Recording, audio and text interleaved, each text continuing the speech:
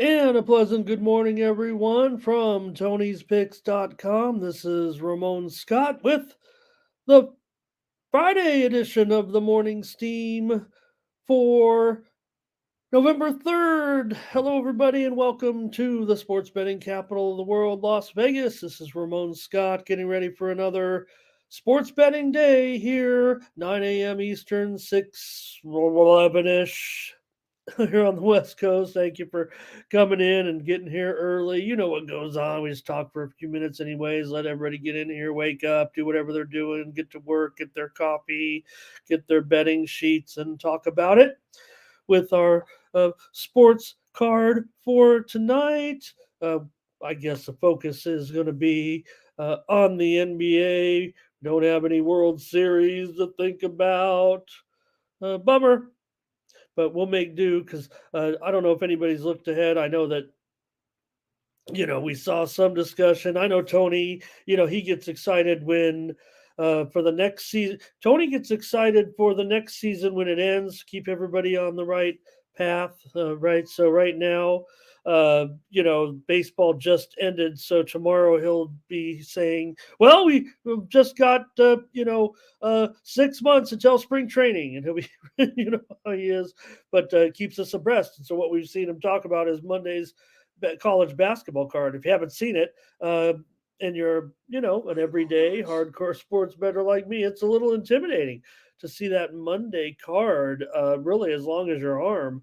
But there should be plenty of great betting opportunities. Also, a good time to get your handicapping in order and started for college basketball. Yeah, there's people, we want to be ready. We want to read up. It's hard. And we'll get you some information if you need it for the season. Maybe put some guides in the Discord. Check me out over there in the Discord. We got free picks in there as well. I try to get some free picks in there. A little bit of a hectic week, but I'm going to get back to it. And we did have one winner in the Discord yesterday in college football. Let's recap maybe a little bit of what went on yesterday. Say hello to my friends who like to come in early with Ferner. He says good morning, and he's got some words of encouragement for all of us here. I guess I'm not the man for the motivation, so let's get someone in here who has a little pep in their step. Thomas says, like and smash, get us going. We're just 200 subscribers away here on the Tony's Picks YouTube channel from 40,000 subscribers. That's a pretty big milestone for any YouTuber. I've only been here for like 5,000 of them, so it's all Tony. We're just proud and happy to be a part of it. And I would imagine I do look at the numbers. I do have some access to that, and it'll be I would imagine uh, by in the next 5, 7, 10 days at most. I would think Tony reaches 40,000 subscribers. Looks, hello, Gerardo, hello. Maybe we need to make a Gerardo his own soccer page. We can get some of these plays here. What is Thomas saying here? That SoFi Stadium is, he says how much SoFi Stadium costs, and talking about that. Could SoFi Stadium host the World Cup final? I would think that would be the place they would want to go, actually. And Peasy's here. Oh man, Peasy's bringing it. Euro baskets. It looks like what he's got here. 3 games early. He said, Hey, we'll take it. We'll take some action here. I don't know. Maybe our action, you guys. Maybe we should just pack it up and head over to the stock market for a little bit. I'm not a big. I'm just on those apps, but I think we've done pretty well over there the last few days. I don't know if you guys are. I'm not totally diverse. I'm just a sports betting guy, but you put a little money in there and see how you've been doing. You could do worse right now over the last week. Over this week, maybe things have changed. They're getting goofy there in Washington, and uh, you know, maybe they'll wipe out these interests. I don't know. I don't even want to talk about it because I don't know what I'm talking about. But So I watch it. Fernando, I've got Fernando and Gerardo in here right now. My crew somehow going to talk these guys into, uh, you know, a couple of legends right there. Why don't these guys have their own soccer show? Everybody says we need a soccer show here. Ron's here. Ron doing a great job so far on the site, and we'll show you that in just a moment. One of our newest cappers here, been around the block a few times. With all due respect, there, Ron, my peer here, my aging peer here, and let's see, and there's my crew. See, so all right, and Werner here today. How'd we do? How'd we do yesterday? Let's take a look. Fernando, are we making baloney out of? Are we really talking baloney? Are we making like a baloney here of some kind out of all of our picks?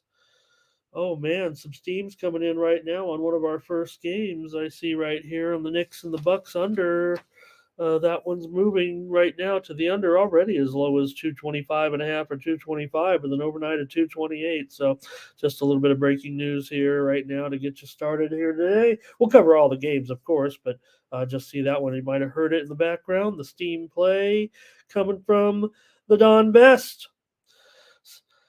So okay, all right. Now I know. Now I know, Gerardo. Now, man, I mean, uh, good thing you've got just a your life and your relationship is more important than your legend, your uh, potential to be one of the best. You'd just rather keep your hey, if I had, I'd probably do the same thing. So, all right, no problem, Gerardo. We're not going to get a show. I can stop talking about it now. Uh, we can get Fernando, but all right. Ron says, don't forget tonight the NBA Cup is starting. So, one thing I put in the Discord, and I don't know if you've read about it. How will I know if it is the NBA Cup going? You'll know. You'll know. You'll see tonight. How do I know if I'm watching the NBA Cup? Well, I think all the games. I didn't see all the way, but like tonight, for example, all the games are tonight. The NBA Cup. This is part of the regular season still. No panic, but these games go towards winning that NBA Cup, and tonight's the start of it. How do I know? Well, they have a little thing in the score bug that says no. The court's going to be like bright pink, and colored all different ways. So you'll know which days are the NBA Cup days. Every court has the same design, but they use the city connect colors a little bit, and it looks all crazy and doesn't look like a basketball court. And even Boston, a great tradition, they even had to do a little bit of a crazy court. There was no choice. You have to do it the way the NBA says. They sent the mandate down. You could help pick the colors and the design and all that, but the NBA said in the NBA Cup, you're given these courts. We're shipping you these courts, and you got to use them. So I read a story about how it took them, and just a few months. They had to get a bunch of chords together. I thought you just made. I don't know how chords work. I guess you have to buy them and put them together like a jigsaw puzzle. I mean, I think we know that, but I mean, um, you could buy older chords, newer. Memphis and Portland. This one's getting hit right now to the over as we get you started today. We'll talk about all the games, but I just want to mention, just came across on the old Steam watcher here. Portland and Memphis now at 219 and higher, going higher as we speak. So we better get into the games. But thank you. I want to show a few comments here and see you guys are really on fire in here today. And I was trying to look for Peasy here on some of those EuroLeague games. Says early. Okay, yeah, in 6 hours or so, I see some Euro action here. Barcelona, Panathinaikos, and Basconian Partizan. And there's Bologna. Oh, that's what he likes. I thought we were talking sports betting Bologna, but no, it's Bologna here going up against Anadolu today in EuroLeague. All right, thanks, Peasy, for that. You guys are probably laughing at me because I didn't make 2 cents of what you guys are saying. But I'm always looking at the games. I'm always looking at the Euro Steam. I probably should peek at it now and send any information that I have your guys' way and make the most of it. Thank you guys. Good to see you all. Great. Oh, I think we might went back too far there. Injuries and need rest. We already see some injuries for tonight as well. So Nate's here. Gerardo, that's what he said. Yeah, Fernando said, well, okay, I thought we were talking the basketball team. See? Ferner, thank you. I was it 13 and 5. Felt pretty good. Felt like we were knocking a bunch of them out of the park yesterday, especially in hockey. Winners on the show included, stop me for. I'm trying to find some winners. Probably should reverse the premiums. I get it, and the free plays right now. So at least let me try to pump myself up a little bit here with NHL winners last night on the show included Florida, Rangers, Blue Jackets, Islanders. I know there was just a couple of us that were saying, "Oh, we like the Islanders," and I know we were trying to get talked off of it. Islanders looked pretty good last night. Um, but we lost the Kings total, but man, the Kings, do they just find a way every night right now? We had Boston. And the thing about these games yesterday, right? I think the most attractive thing about yesterday's hockey cards, we didn't have any, we a couple, but for such a big card, it was closely rated matchups. And we knocked them out of the park. New Jersey, Minnesota over was a winner as well. And the late action came through with, we were okay in the late action yesterday, and college football yesterday here on the show. We did have Wake Forest and Duke, that game to go over. We also gave out. Let's see, what was it here? Oh, we had a winner, Wake Forest and Duke. Wake Forest did have some situations going on that we even didn't get to cover there on the show yesterday morning. Duke, yeah, we talked about the quarterbacking situation a little bit for Duke. Hey, how about Thursday night football as well with the Titans and the Steelers? Did everybody enjoy the Steelers? Victory yesterday. Yeah, I think the results were going to be a little mixed for the handicappers in our chat. We had Pittsburgh as a premium. Just based on the fact they're just so strong in the role of the 3 points or less at home. I mean, you think you don't even need to be a, a handicapper or a researcher, right? When you think about Pittsburgh at home, I'm not trying to dumb it down or anything, and maybe I was just super square. I mean, it was tough. It was not easy to get that one home. But how about Will Levis? I would think that if anything, so I don't know how you guys watch football games here, Ron. Hey, don't we watch Ron, for his KBO and everything because we don't have it here on the site. But I wanted to say that so we watch games, we have the bets on there, right? And all right, Will Levis, threw the interception at the end of the game.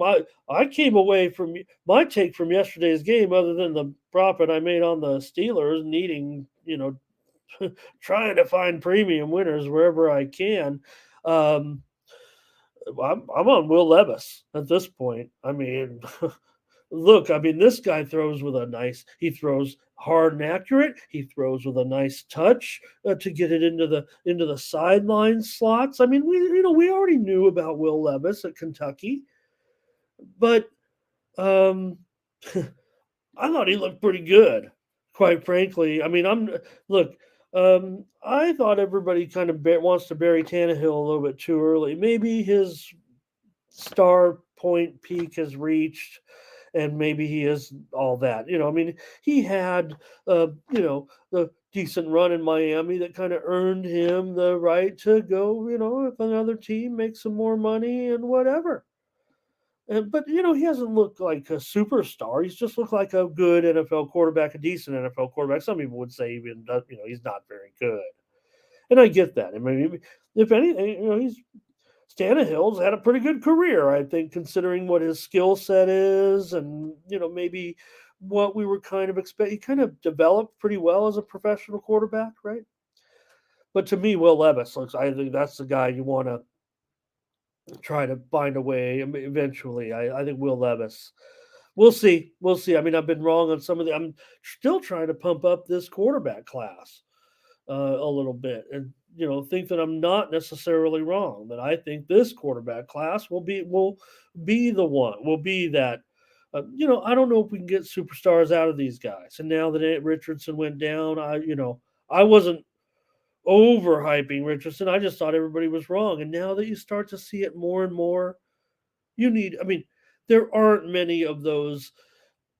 I don't know. Jalen Hurts is one thing. He's still okay. His size, don't forget what Hurts makes up for in his, height. And he's not the shortest or the tallest, but he makes up in strength. And I think we're starting to find out. I mean, especially with the way the ball is delivered and the way the pass rush comes in and the way we're seeing kind of deliveries and everything is uh you probably should be tall. You probably should be tall to be an NFL quarterback. How about that one? This one. The what was if I went to bed? I was 9 to 0. I think it was 9 to nothing, right? I think I did go to bed at 7 to nothing. I don't know those late games. So all right, but I thought Levis. To me, the takeaway was Will Levis in the game. Actually, I thought he was the star of the star of the game, quite frankly. And I think that I'd be pretty pleased if I had Will Levis, and you know I guess when Tannehill comes back, it's one of those. I think Tannehill is still in the status. You know how they all debate. It do you have when the quarterback is injured, you can't lose your job. And I think it depends on the quarterback. It depends on every situation. I think right now Tannehill still would retain the right, unless Will Levis can, really. Again, if he was winning these games, I think Tannehill would kind of be in a situation. But I think that goes for a lot of quarterbacks in the league. We saw, uh, you know, more news in the last couple of 24 hours since we talked about those quarterbacks. We talked about all those early games in the NFL. We talked about all these quarterbacks. All right. Looks like I'll head over to Tony'sPicks.com. You guys are done with your comments and talking and everything. I like that. I like that you guys have that conversation and, uh, a place where we can be and hang, because I'm here. Just want to talk about the betting card every day. That's what I'm going to do here and give out some free winners here at Tony's Picks on our show. Let's go over to Tony'sPicks.com, and I want to see who did well yesterday. I can't buy myself onto the handicapper leaderboard. So anybody who wants to question whether or not the handicapper leaderboards on these sites, oh boy, you could just put any record you want in there and just look like you're a great hand. Well, I'm here to tell you, as one of my favorite handicapper, when he says, but I'm here to tell you that you better listen up. And probably Samba Murdy must have been hitting those props yesterday, or we had a big cocky card too, so it could have been. I didn't look, but he's 9-3, 75% yesterday. Probably leading the way. Who else we got? Chauncey Giles and Collins Brown both hit 75%. Marlo Pettis. Hey, Marlon, great job. Uh, I don't know if any of our cappers see this, but the difference between Marlon Pettis and some of our other cappers on the network is Marlon's doing videos, and that's very, very important. Guys, here in the chat, if you've seen them, right? If they're on Twitter, if they're on social media, if they're on Tony's Picks YouTube channel doing videos, these are the guys, right? I mean, I'll tell you right now, looking at the list, which guys I've seen that I know, are on there, including Collins Brown, of course, Mindy Hahn, Tiffany Mance, Tony T. You got, of course, Proby, we've seen before as well. And am I forgetting? Oh, Ron, Ron, can't forget Ron. He's in all of our chat rooms and everything. So, these are people that are out there with a presence. The other ones, they're just, I won't say they're just cappers, but hey, it doesn't matter. If you're producing, there's space for you, and no one's gonna, I don't care if you call the guy Mr. X. If he's 10-0, you're gonna be following Mr. X. All right.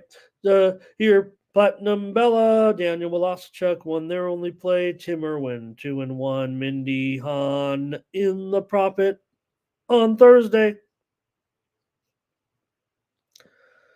Over the last week, Ben Ruhala on top of the handicapper leaderboard, 10 and a third units. Chauncey Giles hitting 69%. Ronnie hitting right now up 555 over the last 7 days for Ron Crawford. Probably Sam Murdy's up 5 units over the last week. And Sean Dinwiddie, the king of totals, is up there as well over the last 30 days. Hollywood Sam, nearly 34 units of profit. Chauncey Giles, he's right on that same pace, basically, half the volume there, plus 17, 13. It shows you a little bit about, volume betting. Ben Ruhala, 11 and 2/3 units. Joseph Schultz up nearly 11 units for the month, and probably Sam Murdy up over 7 units. Head on over to Tony'sPicks.com.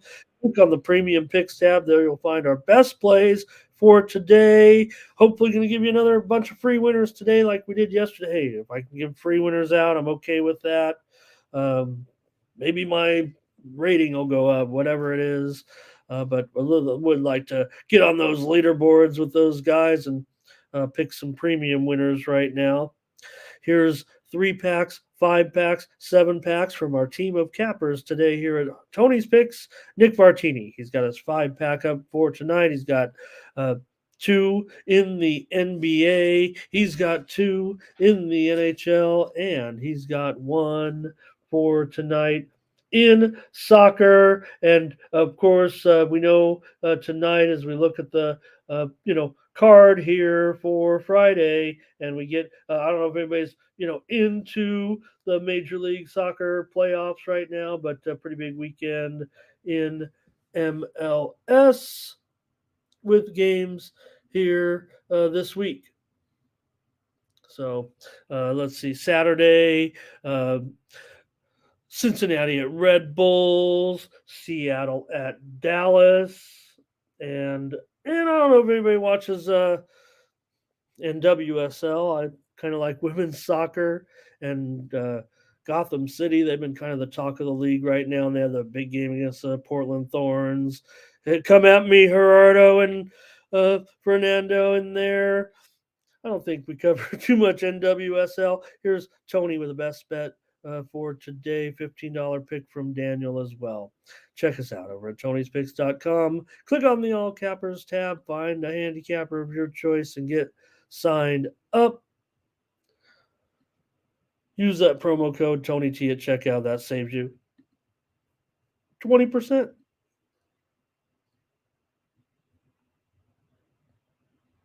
All right. And you guys continuing the conversation. I'll get ready to start the show. I mean, we're a half hour in, so about time. You guys with a little more conversation. Thank you for keeping each other occupied here and being patient with me, letting me do my job of promoting our site. And okay, I think I'm all set and ready. And we've had some of that steam rolling in. We'll keep you posted. Get ready for the day. Here we go. Get your picks ready as well. And if we keep, getting that interest in the, that international soccer. I mean, it's one thing I know we'd like to have more of on the channel, on the, coverage. We've had some previously. It hasn't, quite worked out. And I mean, the thing is, it is good programming it is good, on a weekday. I mean, that's some of the best programming half the year. Here we go.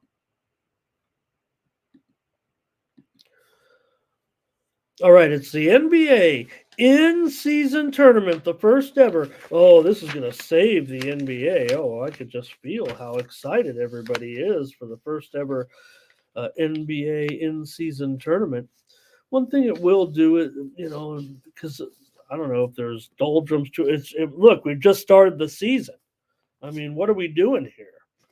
But the by the middle to the end of the season, you're starting to, you know, jockey for the playoffs a little bit. I guess you don't want to jam this thing up against the playoffs. They're playing for money, apparently. They better give them something. Here. So let's take a look at the lines and the moves and see how we're doing because we're probably seeing some action, especially in a game. I think we've already seen some information here on this one with the Cavs and the Pacers today. Tyrese Halliburton questionable in this one with an ankle injury. Darius Garland is questionable with a hamstring. Jared Allen's status still is questionable. And Jalen Smith has a knee injury here, questionable. But Halliburton, Garland, probably the two most significant guys, certainly in here for the Cavaliers and the Pacers tonight in this one. And the uh, Cavaliers here, we have seen this line fluctuating a little bit. Maybe it got as I saw as high as 4.5, minus 125 at one point. If you wanted to uh, take the uh, Pacers at one point, but where are my points going? It's down all the way here to 2.5 in this one with the Cavs and the Pacers. And for the uh, Pacers here, look, the Cavaliers still are expected to be, pretty decent contending team in the East. And while we do, know that, the Pacers, I'm not sure that we're seeing necessarily the growth we're expecting from them now. Whether or not you know they were, whether you considered them to be a team that was kind of uh, up and coming or growing. Right now, they have the better record of the two teams. So at 2-2, and the Cavaliers at uh, uh, 2-3 here. But the Cavs, interestingly, have won both of their road games and lost both of their all three of their home games.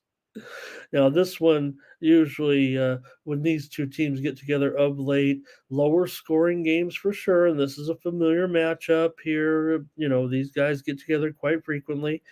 10 of the last 14 meetings between these two teams have gone under. Let's get some of your plays here. It looks like you guys are coming in. Brent's going to start us off, and he's got his prediction here tonight. And I'll tell you what, that's a dead solid under. It looks like there. Well, that's a double, almost a double lock here for Brent, the way he sees it.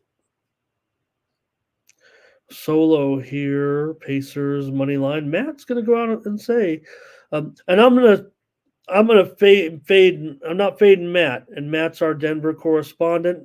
So he could be hearing. I don't know, Matt, if you want to. You know, tell us or necessarily, but what you're feeling about that. But maybe the Nuggets have said, "Hey, this is something we want to take seriously." We want the. To me, it feels like the in-season tournament is going to be won by a team that is, not or like a young surprising team or something. I don't know. We don't know, right? Or we do. I mean, we know that if is there? I didn't even look to see if there were odds on. I would imagine it's very close to the same odds as the NBA championship, but um, I just feel like because the ultimate prize is the NBA title, that a younger, aggressive team that maybe still might not be the best team to win it all, maybe they could take it a little more seriously. And I don't know how this is going to unfold. I feel like it's going to be very, very popular. Actually, I don't. I think there'll be some that will um, want to be the negative person and just say, "Oh, what a dumb idea," whatever. Um, it seems like innovation in professional sports is working a little bit, whether it be technology, the schedules, uh, what else is going to rule changes, right? So okay. Anyway, so yeah, this one goes under pretty strong, and you'd think with the Cavaliers, one thing I think people think about because with Allen being out, and while I do agree, I mean Allen is a real strong defensive presence, so that you think like, if Allen's out, the offenses will be helped here because of Allen being out. He's such a rim protector type of guy that the offenses maybe could be a little bit more successful. But he's obviously a pretty versatile player as well. Hello to Gary today. So I don't know. Cavs still look to be like in good position, and it looks to me like the defense is still the same right now. I don't know. Now, I think Garland being out does hurt, but I think it's a kind of a wash a little bit with Halliburton. I mean, I think Tyrese is a little bit more productive here, but because the Cavs are a slight favorite, they're expected to be the better team. They're the favorite on the road after all. So it just doesn't feel like necessarily they could cover here right now at this point with kind of a mediocre start. And Allen's on the bench now. Mobley, this is a great. Here's the thing. Yeah, even with the way things are going, Cleveland, that defense is probably pretty strong. I mean, you've got defenders. You got pretty strong defenders in there. I mean, I'm pretty much top five, top 10 almost at every position, except probably Garland himself. I mean, he probably, not great defensively, but Cleveland has the better defense. It's just that tough on these sometimes to travel. Cleveland not covering numbers at all so far, 1-4 against the spread here already. So let me see what the Sharps are up to. I got to make a pick and get on with this. I love talking these games, and I just talk too long sometimes. All right. Yeah. So for me, I'm probably gonna. I want to find a way to get on these points a little bit here with Indiana at home. Still, I want to know about these injuries later on in the day and see. But again, Halliburton would be a much. It would be a more impact, I know, than Garland. Mike says Cleveland covered last game, and but that was their first cover of the season, right? So I want teams that cover, and road favorite that's 1-4 against the spread doesn't feel that great to me right now. Um, I'm gonna be on Indiana. I would think if I could get Garland and Allen in there right now, maybe I'd feel better about it. And I'm not one to because I always say it's baked in the cake. When we talk about, and we know there are some key injuries. There's already one today that everybody's kind of talking about. So um, and I'm not the guy. I'm the guy to tell. I'm here to say when it comes to the injuries moving forward, that I'm predicting that we will get better results this year with the rules. I think the rules are in place for a reason. I think there will be better. This is the NBA. Are we going to get screwed sometimes?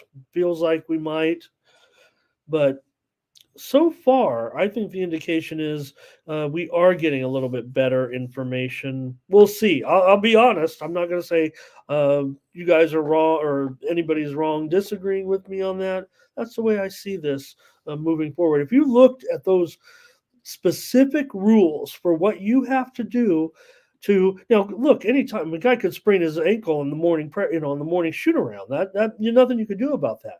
But the way that some of the players have to get their time off, especially the veteran players, they have a whole specific thing of rules. You can go in there right now and read them, how you have to declare some players, especially ones that have a threshold, a career threshold of like, I don't even know, I'm making this up, not making up the rules, but I'm just saying the number. If it's like, oh, if you've played 25,000 minutes, like it might even be higher. I can't even calculate it. If you played X number of minutes, you're called an NBA star, or if you've been an NBA All Pro selection. This is like an official thing. You won't just say, "Hey, this guy's an All Pro." That's like so. If you're an All Pro or an All Star, an X number of times, you have to declare 7 to 10 days in advance of a guy going to miss that game. So you have to kind of plan your time in, and there's a whole set of rules. And if you don't follow them, you got to pay some fines, and no one wants to do that. And it could happen. It's going to happen. But we're going to get better information. It's just the way it's going to be because of these set of rules. It's like a whole list of them. Hey, Kitty Bella shows here, and she's like the Pacers tonight. I like the Pacers. Why are you sorry? Why are you sorry, Kitty?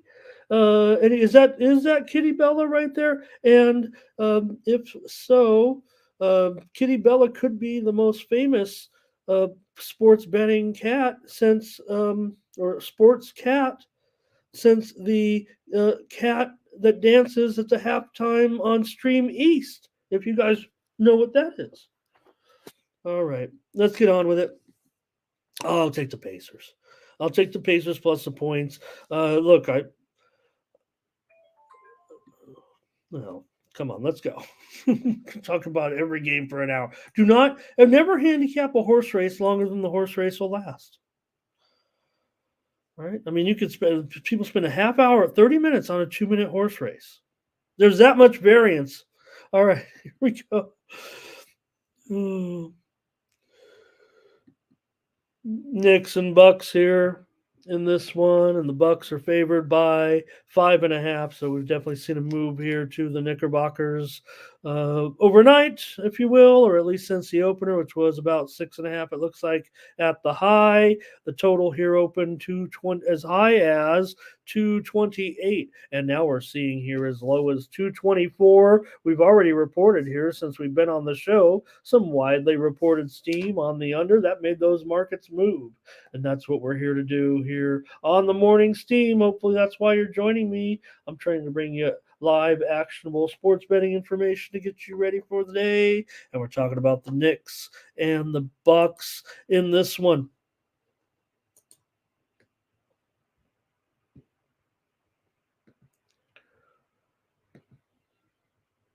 And make sure I'm going to pull up a offshore line here too. Make sure we got a little bit of coverage from everybody. All right, the Bucks come in with just a 2-2 record so far this season. I don't know, maybe a little bit of a slow start. They're just 1-3 so far against the spread. Let me at least update the numbers on screen here. There's no doubt this thing's down to 5.5 for the most part everywhere, and that totals move that we saw here just a half hour ago or so, definitely down to 224 here. And this under move today, I tell you, is so solid. It's got to start to feel even a little bit uncomfortable. It's been so steep down from a 228, but these totals moves right now. Look, Ramon, come on. You're supposed to be able to, translate these moves, pass them along. Don't even worry about the values sometimes. And no doubt, we gave a lot of free picks out yesterday, and I'm probably going to go to the well again here on a free pick. Maybe this should be a premium, but these are the plays that are hitting right now. I mean, there's no doubt these moves on these totals right now in the NBA are pretty solid. I don't know how I know we want to handicap. You guys look at the teams, the games, and all that. And I do too. Hello, Joe. Great to see you here. Here is Thomas Lewis says, give me the Bucks and under. Brent Cook, he knows what Stream East is, and he says the Bucks should roll. And I mean, I subscribe, I pay my, streaming bill to get the best, but there's so many games and so many monitors. You can't have a billion subscriptions. I mean, I have to use some of those streams that are coming in from different places. And, if I want to see some games. Bucks 114, Knicks 195. Says Brent and his numbers. And appreciate you, Brent, there in this one. And I can read 209 points. Wow, that is a big time under there. No, the Bucks are having problems getting these numbers.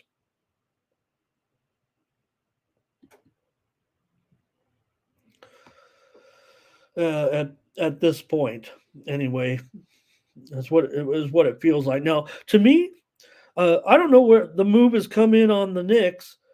I feel like the Sharps are rolling here a little bit with the Buck. I think they want to lay it. And Big Lucci says this is the in season. Everybody, hey, I just let everybody know. Did you guys know today was the in season tournament? Hi, Lucci. Teasing you a little bit. We've covered the in season tournament here, probably more than most here as far as the rules and what we're expecting to see tonight a little bit. So I think we'll have. I think people will like. I think it will be. I think it will be successful. I don't think. I think there will be people like criticizing it a little bit, but I think those are the attention seekers. Thank you for your picks and your comments. Chad says the Knicks here are uh, better than the Hawks and the Raptors. Is that what Chad is saying about the Knicks? Can they? Could this Knicks team be the kind of the team that kind of we're expecting them to be? I don't know. I kind of agree with my chat today a little bit here that maybe the Bucks are the side in this one at 5.5 here. I mean, when I look at the matchup, look, I one thing I'm seeing good from the Knicks is strong front court defense. And I think that's what I feel like I'm seeing anyway when I watch the game so far.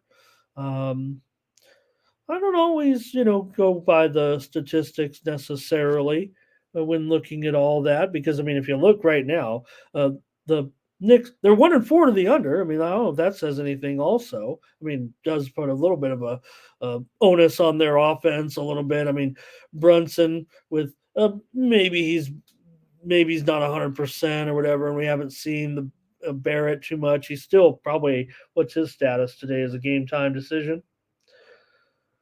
A little bit of pushback to this total over maybe here. Barrett questionable. Lillard is probable.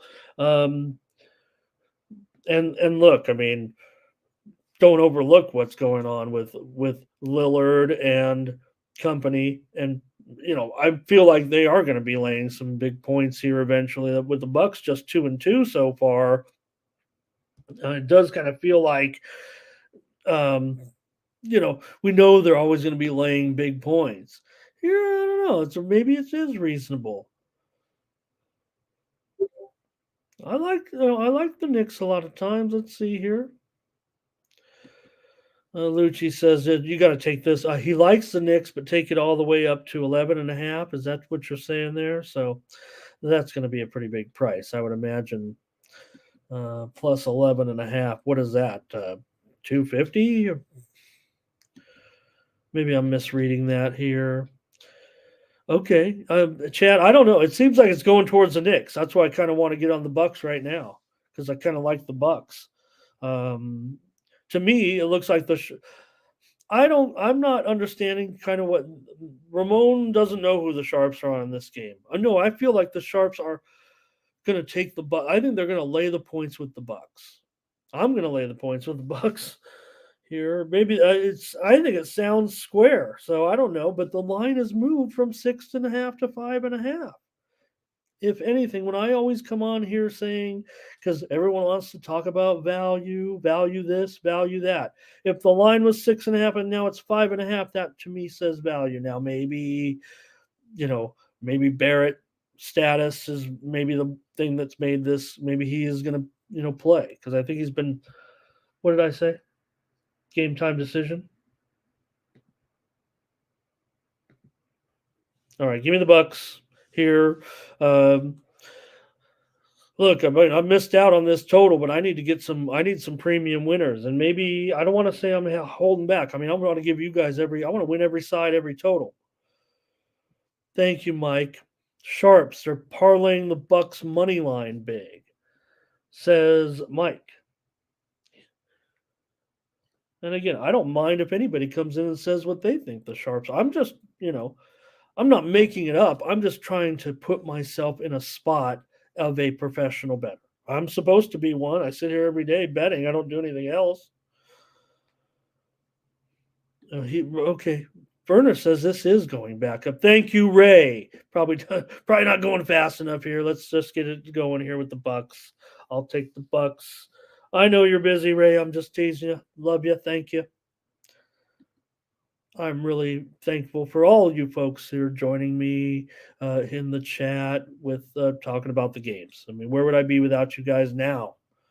Uh, everybody's left me eventually. Like I said, I'm very hard to deal with. How are you guys even still here in the chat with me? And I tell you this: now that I don't have my partner anymore, if I don't show up for a show here 7 days a week, call the authorities. Unless I send out a text or something saying no show. All right, Nets and Bulls, you guys. You're the Bulls favored in this one, down to 3 now. I'm showing from a high as boy, I saw as high as 4.5 on an opener, and but I've seen as low here as 1.5. Uh, Again, in the last 20, some fluctuation in the lines here early on, and early in the season, if you will. Thank you, Ray. Great. Absolutely, Lucci. Thank you. Great point. And again, I'm just busting you a little bit on the on your comment for 250. I agree with you. People say, "Oh, I'm never going to lay. I don't want to lay 250." Do you say the same thing? I don't want to take 250. If you're taking 250, you probably should be willing to lay 250 in spots. Um, like I've been saying to, I want as a a worker, I want every tool in my arsenal. Do I want a money line? Sometimes I want a money line parlay. Do I want an all underdog? Sometimes I will. Hello to Howard as well. And Fernando, Kitty Bella. Nice to see you there again with your pick. I missed it. Sorry. And oh, here we go. We're on the Nets game. Okay. Well, you're ready to go. I'll be ready to go. Let's get it back to the Nets here with against the Bulls in this one. Talking about the Bulls. Do I need to update that line? Probably. Looks like mostly 3.5s here. I don't even know which way I'm going yet. I know which way I'm going, side or total. It's just a matter of I like to see what you guys say, and then maybe that's part of it too. I feel just I've been a little bit off on premium land. So, but I'm no problem. I'll give you pre winners here. All right, let's get rolling in this one with the Nets and the Bulls today.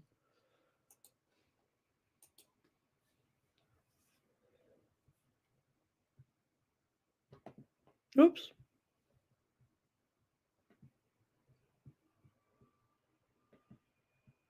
All right.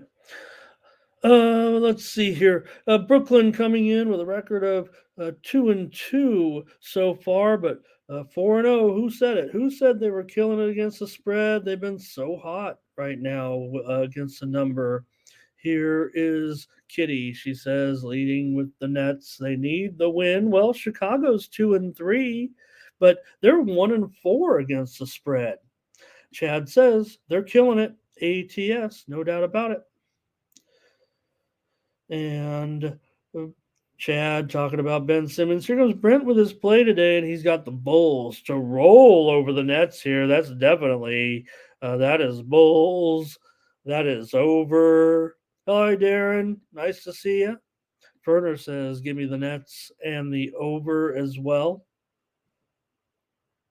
And I'm I was thinking under, you guys, actually, and that might be my play here. In fact,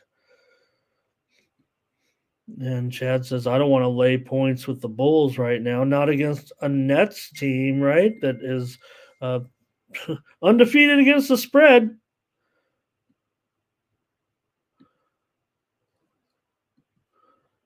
Darren on the Nets, Solo on the Nets. Fernando is on an under here. That's the way I'm going. I mean, and Fernando's on an under. Here's a I don't know. Yeah, look, we're talking about two these teams are going to meet, a little more frequently in the Eastern Conference, what, 3 or 4 times a year, right? So 11 of the last 12 meetings between these two teams, or 10 of the last 11 between these two teams, uh, basically last 3 seasons, under. 10 of the last 11 games between these two teams have gone under. I'm going under here as my pick on the show. Maybe that should be the premium. 220. Do I have to update that? Give myself the. No, 222 seems fair. Look, it was as low as 220. So do I hear value? Did I say value in that under? Let's take it under. And we'll just base it on the there are other factors. I mean, you can look at the personnel as well in this game. It's Brooklyn really that you talk about how they've kind of amassed this 4-0 spread run right now. I believe that Brooklyn is playing a pretty good brand of defense. Dinwiddie, let's see, he looks questionable here.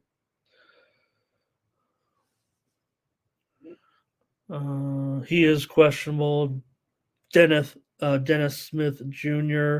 game time decision. They're both game time decisions probably. Cam Johnson out. Claxton out. Zach LaVine probable for the Bulls. So I'm going under here, 222. Darren takes the points and under. Right, Mike? What are they doing? I mean, what are we doing here, right? It's funny because there's some of the premiums I've lost involved the 238 total, and there's some stats that kind of show like we're missing on these, and I'm missing on these pretty much is what it is. But the other totals, maybe the more reasonable totals, maybe that's where I should be getting involved. That's where I will be involved. And hello to Josh Lauer here today. Nice to see you as always.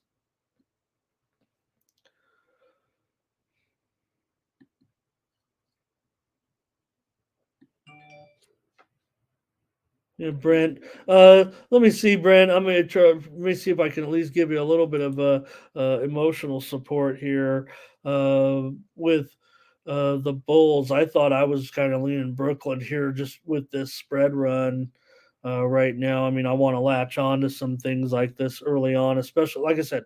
I think the team is playing a decent brand of defense here. If even with this injury situation a little bit here. But give me the under. All right, let's move on.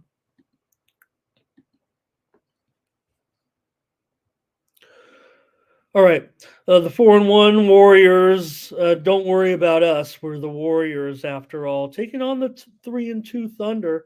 Let's not, overlook the Thunder off to an okay start here, right? Because it's easy to say with the Thunder being, so good to betters, kind of over the last year or so. Did I miss a game, you guys?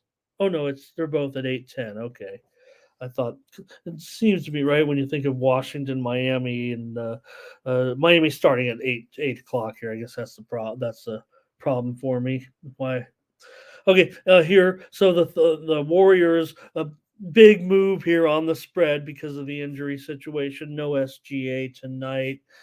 So this is the one that I'm talking about that everybody's talking about the line move here, but SGA out. But I'm not. I don't know. I mean, look. I love I don't love what the Warriors are doing. They're not necessarily my favorite of the team. I love and appreciate what they've done, and of course, we all like some of their personnel, but um, the Thunder to me, I mean, look, they're still the team that I look at to get us some money, right? I mean, come on, home dog here against a Warriors team that, sure, they're off to a good start. Warriors 1-4 to the under so far. I know everybody's kind of talking about that as well, and well, they probably do have some advantages to limit some of the good players of the Thunder, but man, I just want to take points at home here. What do you guys say? Maybe you can talk me off of it, or maybe I'll get on the total here with you guys. Let's see. Here we go. And we'll start with, I think Big Lucci is saying that the line for this game is inflated. Is that what he's saying? Could, yeah. Well, I don't know. I want to. Let me peek at the Bulls here.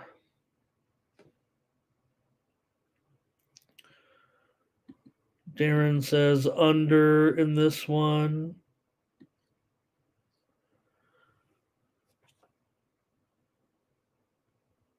I didn't mean to go back to that Bulls game, but I thought it was. I maybe misread the comment. I read Chad's comment about out, and I thought players were out, and I'm like, wait, what?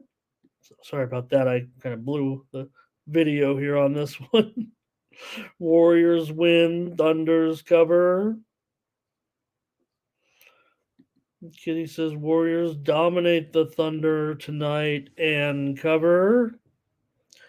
The Golden State. The one thing that it has been for Golden State, we think of the Thunder and all their great, uh, covering and everything, but the Warriors have had their number a little bit, and these are Western Conference teams. So Golden State 19-7-1 against the spread, last 27 meetings between these two. But do note that the home team 7-1-1 against the spread, last 9 meetings. So at home, the Thunder have done the job.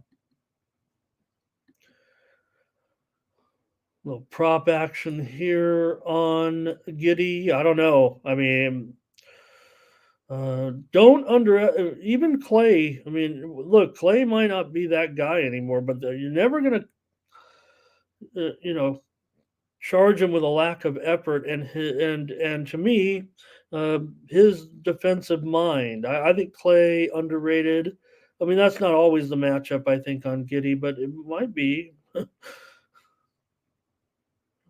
Help me out with that. That's always my when it comes to personnel. All right, to me, look, I'm not as strong. I know the play. I know players, man. I know them. I got one of those. Uh, what do they call? I don't even know what they call those brains. I recall. I think I've killed too many brain cells in my day to have it work perfectly. But with personnel, sometimes like who's guarding who when they finally get there. But to me, I think it's, and don't forget, and and of course, Green's got a lockdown. Green always, say what you want about Green, he's still going to be a probably top 5 defender at the position. All right, I agree. I mean, I think we'll start. Look, the Warriors do have a 3-0 record to start the season on the road, so let's not get too crazy there, Brett. But no, they show some. Uh, Kitty says it too. They definitely show some issues on the road eventually, right? And doesn't it feel like it kind of has to do with the tight, the comfortability of the team many years too, and making the playoffs, or riding, coasting into the playoffs a little bit the last few years of late. It almost seems like some of the team now. Maybe it's different if you're so good like Denver, right? Having a great regular season record, but for me, it's almost like when the teams are uh, too complacent, they lack the drive at the end, but you can't go full bore. It's almost like a fine line a little bit. Darren, okay, Darren, funny. Look what Darren, I want to just point this out for me. And Darren said he just bet the under. And interestingly, Darren, I don't know where you like to bet, but I show one book in particular. A notification just came that said, more betting on the under coming in this game. There's a lot of.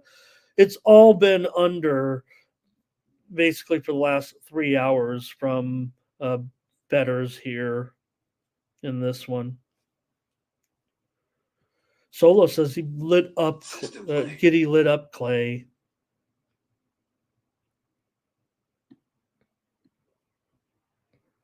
Chad's talking about a move there. Mike is thanks, Mike. All right. I disagree. Rodney. Okay, I was say I disagree, Rodney. This line is moving much lower, but I think Rodney's saying this game is going to soar over the total here. These teams are a combined 3-7 to the under so far this season. But note, OKC 14-6-1 dating back to last season, their last 21 as an underdog. But I can't do it, Rodney. It's nice to see you, by the way. Sorry, I didn't say hi, but I can't do it. I almost want to try the widely reported steam came in on the under. Rodney's going to be getting. Don't bet it yet, Rodney. I feel like this is going to be going. I feel like the move is going to continue to be on the under here, and I'm afraid I'm going to give out the under here on the show as my play, and we've missed out certainly on some points. Do I have to update that line on screen even here? Let me at least put it down to 226 and a half. Hey, we went, what did we go yesterday? You guys said 11-4, 11 and whatever it was. And we're giving ourselves the worst number all the time. There goes another book down to 226 and a half. Let's put it at 226 and a half, and it's going to go lower. Let's get it now. Warriors and Thunder, but uh, Rodney, wait. Rodney, wait. Everybody, if you're playing with me and not a challenge, Rodney, we don't have to challenge each other. And it's early yet. And but I'm gonna go under, respecting my sharps here a little bit. Here we go. The Wizards and the Heat. They're gonna play a late one tonight in Miami. And well, uh, so read some interesting news with Miami yesterday. It didn't involve anything on the court, but that's for another show on another channel, I think.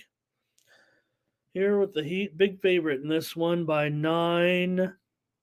This one opened as low as 7.5, and I have seen as high as 10. But in fact, uh, some books open. So there's been a widely reported uh, move here. I think is or maybe just let's call it a discrepancy on the opener. But we're settled here right now at 9 for the most part.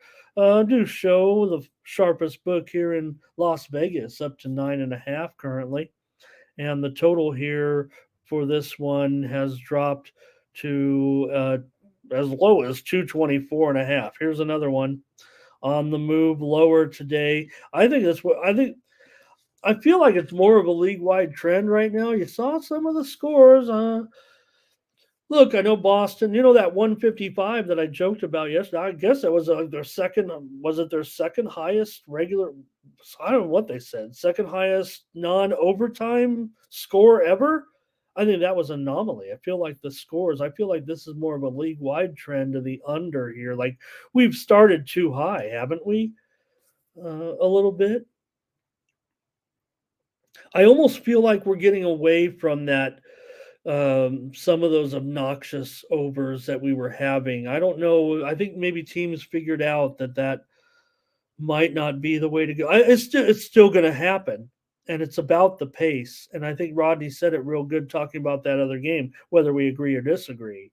Um, because it is all about, oh, sure. I mean, anybody can bury a bunch of three. We know when we watch the game, we know what we're seeing, right? And we don't even need to check the stats sometimes when the percentage, when it just feels like they're hitting everything but it's those games where it does fall closer to the total that make the difference, quite frankly. Like I've said in the past, unfortunately, in our game here, that luck is going to determine whether we win or lose. Probably more than not, but it's the games that don't have the luck that determine if we are good at what we're doing.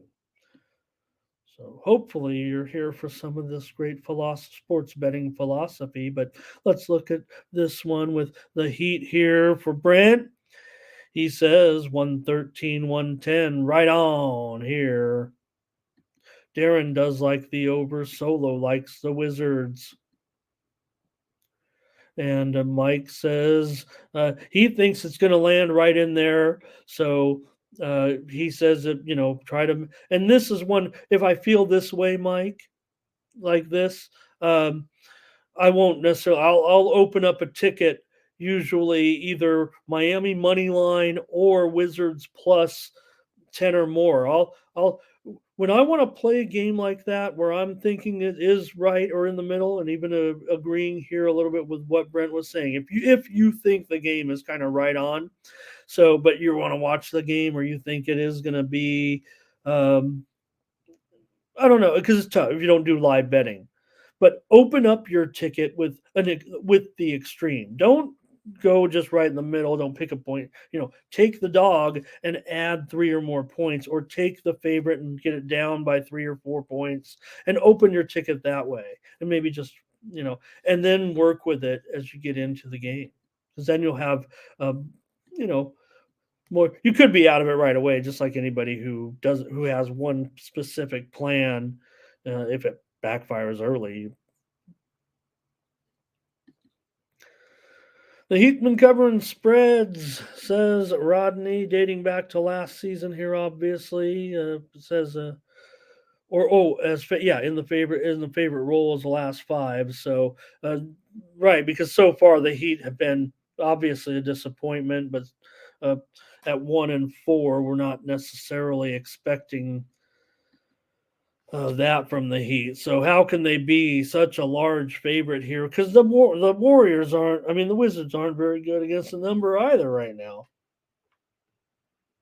Well, no, they're 2-2, 2-2. I should 1-3 straight up. So, Wizards often do pretty well in this series when they're getting the money. I know that.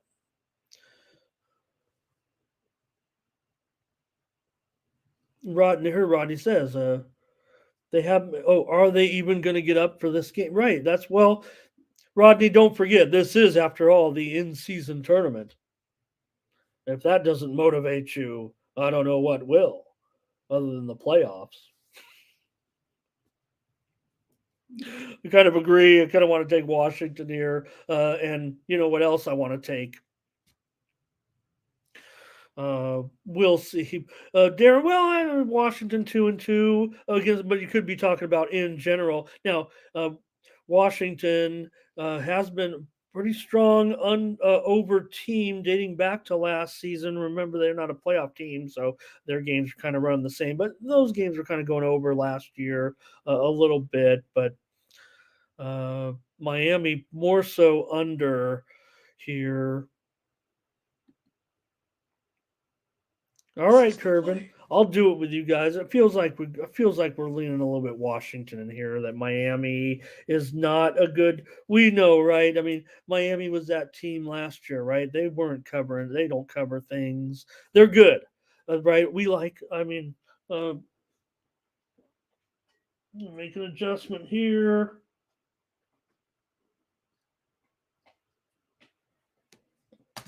All right, there we go.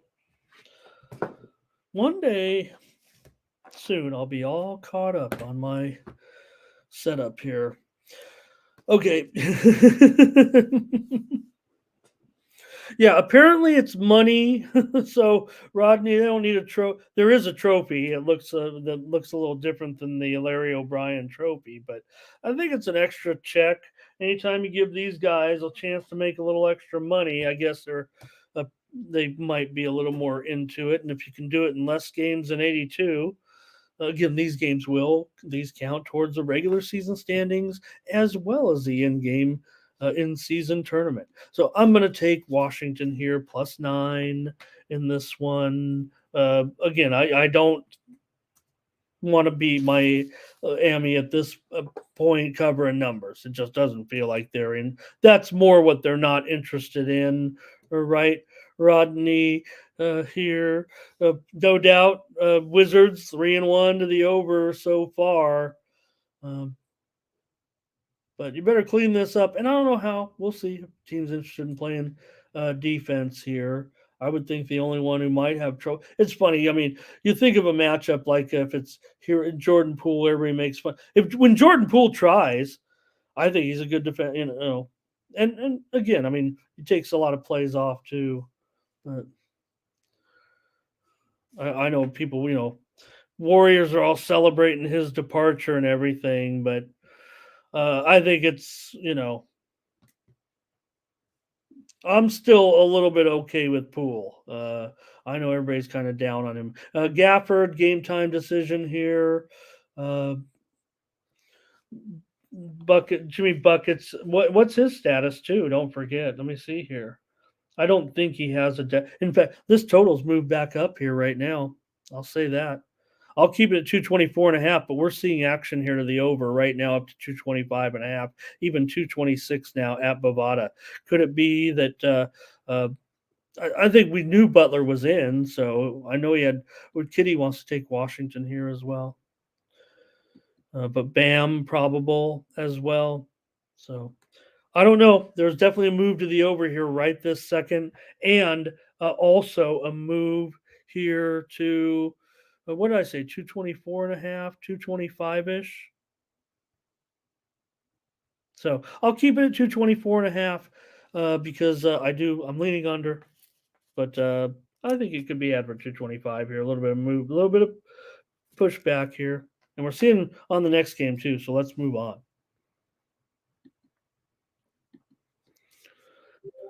With the Mavericks and the Nuggets here in this one, the Nuggets are favored by 6.5, maybe even 7 now. I'm showing one square offshore book moving to 7 here as we speak.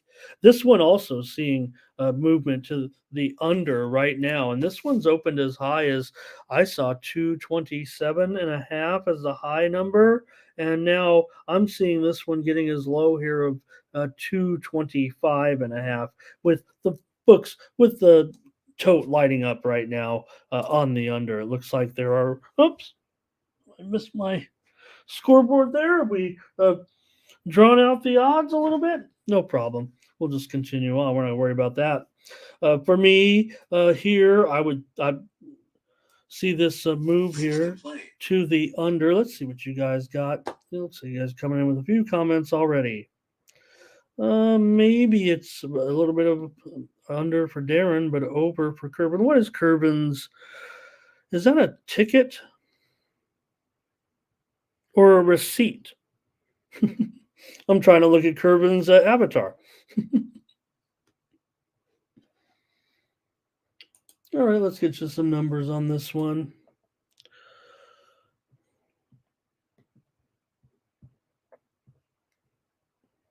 Is Mike reading the avatar and that's what's priceless? I don't know.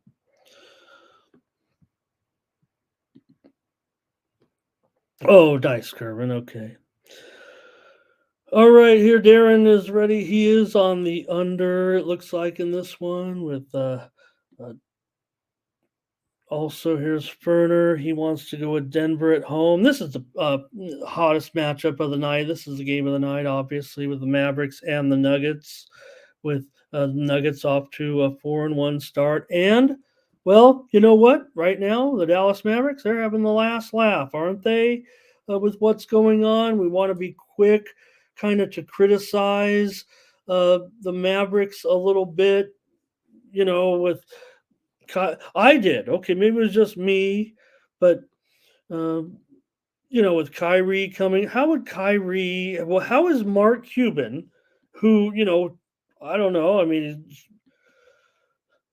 I love him or hate him. I think he's pretty upfront in everything that he does. Come up, with a conspiracy theory. Obviously, met with Kyrie. I think we know maybe Kyrie a little bit of an attention whore, a little bit. I don't know what his deal is, right? I mean, we all want to be that guy. Look, he went to Duke. I mean, I know that the basketball players probably don't have the same. You're still gonna have some. It was only there for a short time, but to get to Duke, you got to have a little bit of something. So you expect, if anything, one of these guys are going to have those thoughts here. So he probably actually had a heart to heart with Cuban to say exactly what before he went to the team or whatever, right? You're not just going to take a player. You got to have a little bit of trust in there moving forward. So, anyways, you got 4-0 for Dallas and 4-1 for the Nuggets. Interestingly, though, the Nuggets maybe they're showing that hey, even though they're 4-1 record, they're 2-3 against the spread so far. But Dallas, who we've kind of said, look, they've got Luka, they've got a bunch of parts that don't seem to work with Luka, but well, they're working right now. They're 4-0. Who thought, Dallas would be, okay, maybe the matchups were easier, whatever. This is, I don't know, Denver, other than, and let's take a look at the injuries too, because I thought I saw like some key guys with at least a little bit of designation here on the list. Jamal Murray, probable. Jokic, probable. That's fine. But obviously, they put an injury designation on them for a little bit of concern here. Denver pretty deep on with injuries, actually. Braun, probable. Kyrie for Dallas is questionable. Yeah, would we like him in there? Sure. No doubt about it. And Maxi Kleber, he left last game, and he's a game time decision as well. So Rodney says, I'm on the Mavs, but I'm scared. I mean, I don't know. I mean, I feel like, Denver still, maybe Dallas is a little bit better now, or maybe they will start, right? Because to me, yeah, have they been to some big games? Has Dallas done a nice job with Luka? Are they still growing and learning? I feel like, look, they almost hit to a certain extent, considering their potential and expectations, kind of almost a rock bottom to a certain extent, right? But it's all paying off now. I want to trust, like, in the end, Mark Cuban is an owner who knows what he's doing. So I don't know. I think there might be a little bit of a lightning rod with him a little bit. I think there are people that are going to not like Mark Cuban. It goes a little bit red and blue, left and right, a little bit, but I'm not worried about that. I'm worried about, uh, you know, what he does on the court. Sure. Does he bring great drug prices to a lot of people? Sure. That's a pretty good thing. But more so interested in what the Mavericks can do to improve this franchise a little bit. That definitely took a turn. Even with a superstar, was like, what are we doing here exactly? So far in those games, let's see what that winning streak is all about for Dallas. They beat Chicago. They won at Memphis. They beat Brooklyn. They didn't cover in that one, but they were favored by 6 at home, and they won at San Antonio. So Mike says, buy it up, get some points. Let's do it. Take Dallas.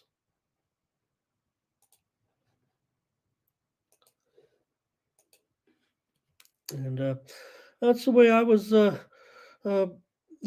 that's the way I was feeling it. And it's probably the direction I'm going to go here. That total continues to be on the move lower. That's a big factor for me as well. So let me take a look. Is this the current line? Make sure we got the current line up there. 6.5 and 225 ish. And like I said, I saw that 7 already. So I think Dallas. I don't want to blow out here. I'm going to give Dallas every chance to remain in here at this point. Doing a great job. Nuggets may be favored by a few too many points. And could the bubble burst for Dallas if Kyrie's out type of thing? But I'm going to take Dallas here in this one. One more in the NBA. Are we going too slow for you?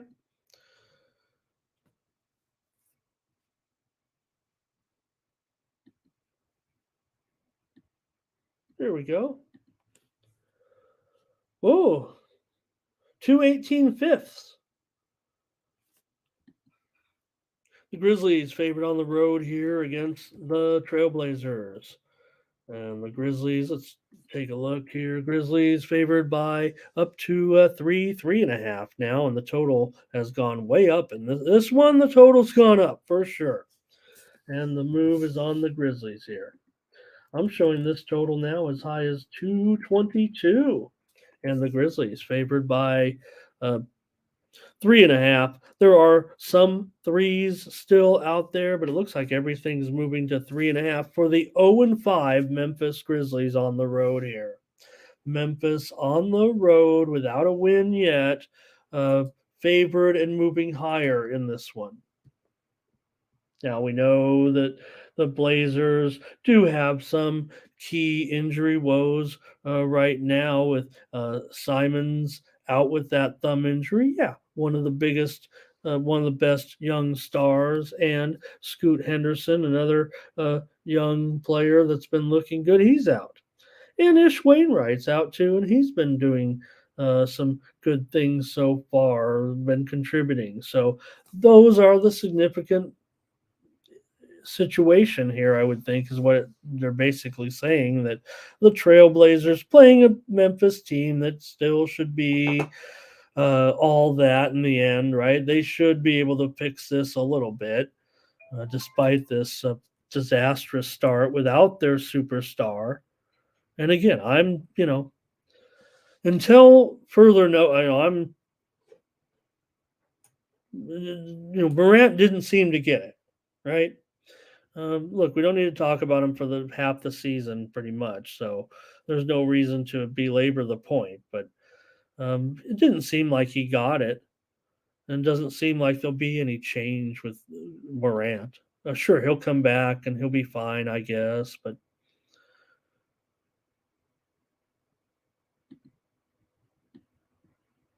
thank you for your comments there on that last game as well.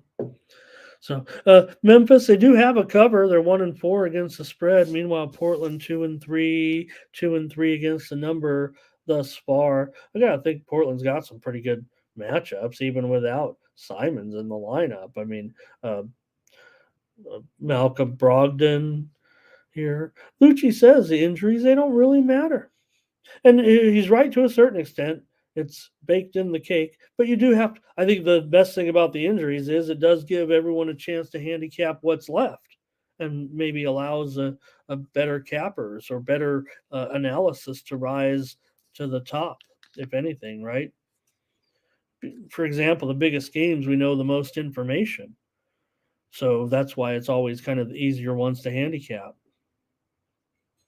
Yeah, anyways, Lucci's always right. Anyways, on things kind of like this.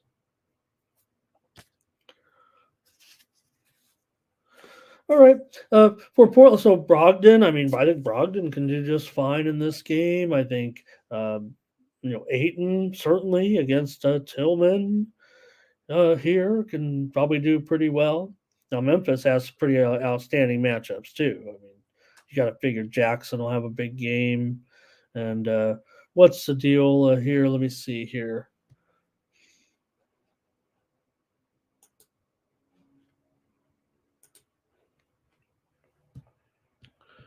Yep. Yeah. Yeah.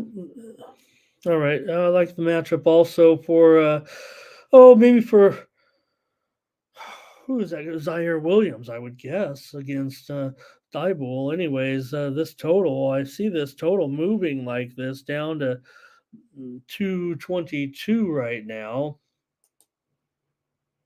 And, or up to two, I mean, up to 222. What am I saying? Up to 222, as low as 218 or so. So this has been a pretty big 4-point move so far. It looks pretty serious, but I'm not sure if I can do it just yet in this one. And even though uh, Memphis here, let's see, Portland, Brent's got Portland in this game. So it feels like this is the one that Memphis is supposed to go out there and get, but that's what I felt about the last one. And didn't so what is could there be could there be a Memphis problem at this point? I mean, they should have a great matchup here. Um, Boy, I really like Memphis. Josh says they're terrible. Fernando says go under. This feels like the one that Memphis is supposed to get. I'm gonna have to take them, you guys. I'm gonna have to take Memphis. I'll just do it on the show here. Prove me wrong at this point. They are 0-5, and I lost with them on the. I think it was on the show last game. Maybe it was a premium. I don't even want to look. But no, I still think more points are necessary at this point. And again, it's going up. It seems like it's only going up. The money, the line is moving towards the Grizzlies, whether it's the money, whatever the case may be. Memphis opened 1.5. It's now 3.5. So maybe it's squares like me saying, oh, Memphis. I mean, come on. Portland's young, weak. They're not very good. Sure, they got a couple of wins, but, Memphis, when they going to win one? And maybe I can be off of them after this. Thank you, Velo. That's amazing, right? You think about it when player number 12 gets the same as player number 1. Maybe that's the way it should be, right? You're all on your own as far as how much money you can make from endorsements, but you're all going to get paid the same salary. And there you see, get more for this than you do for the league championship. So that to me actually sounds kind of broken. I understand that maybe you can entice an NBA player by saying, "Hey, you win the championship, you get all that glory, you'll get more things coming to you in the end, but you're not going to get as much money as if you win this little mini in-season tournament. We're going to give you more money for that to keep you interested in making you play better, play more, play your better players early in the season. That's what it's kind of all about. That's another thing talking about why players are not the rest the planned rest and all that. Now you got this on a Friday night. It's for a reason. It's Friday night when all the best players in there if you can. So let's have our tournament here on Friday night. That's it for the basketball, you guys. We got to keep this show moving today. Let's get into hockey and talk about 2 games here. I'm on the if anybody missed it, I'm on Memphis tonight. I don't feel good about it, but I just don't see any. My numbers say right now, so we'll adjust. We'll keep adjusting here. I got,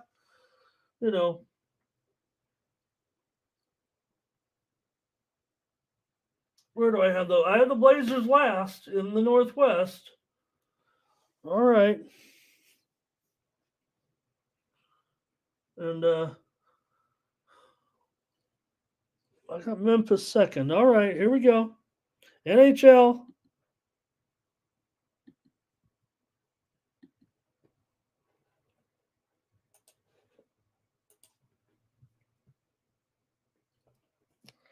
The Philadelphia Flyers on the road taking on the Buffalo Sabres tonight. Connor Hart in there for Florida.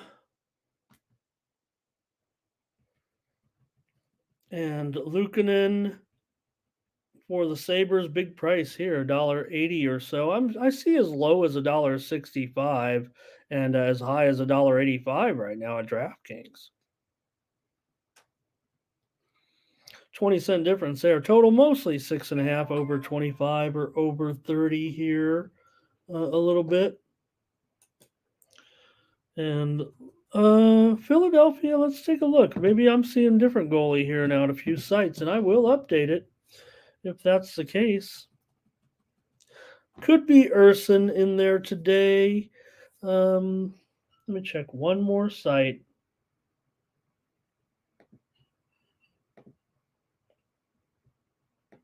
Because when I came in this morning, I'm going to go with Urson. Yeah, I think we're seeing more. Still seeing one site hanging on here with, and I'm going to go with Levi here. Actually, I think I'm more split on this one. What do you guys? Do you guys have anything on the goalies situation here?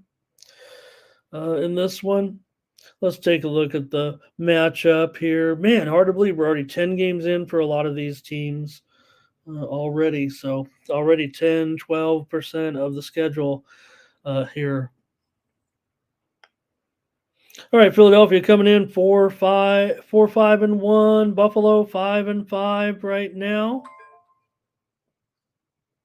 And this one, I think the move is mostly on Philly at this point. Yeah, maybe I'm showing a high line there of $1.80. Looks like most of the lines here have fallen to a dollar, like I said, $1.65, $1.70 um, here in this one.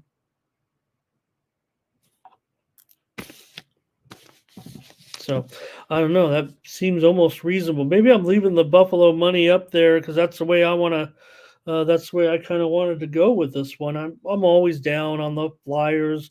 Um, they're doing pretty well so far. Shout out to my Flyer fans out there. If you're watching today, this has been a pretty good situation, but it's not a good situation when you play the Buffalo Sabres if you're the Philadelphia Flyers. I know my Flyer fans know that. They've lost 7 out of the last 9 games against uh, Buffalo, and often it's been because of poor defense. The Flyers usually give up a lot of goals to Buffalo.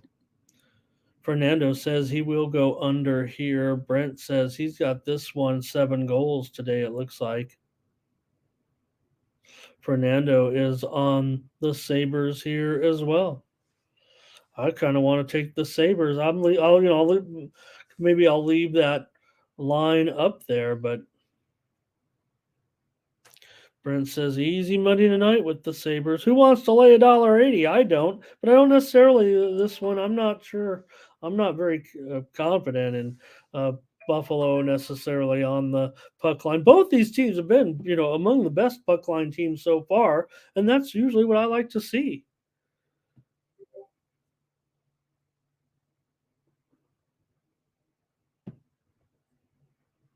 Let me take a look. I think they're both 7-3 on the puck line thus far, and the Flyers are 3-1 on the puck line on the road, and 7-2 of the puck line is an underdog.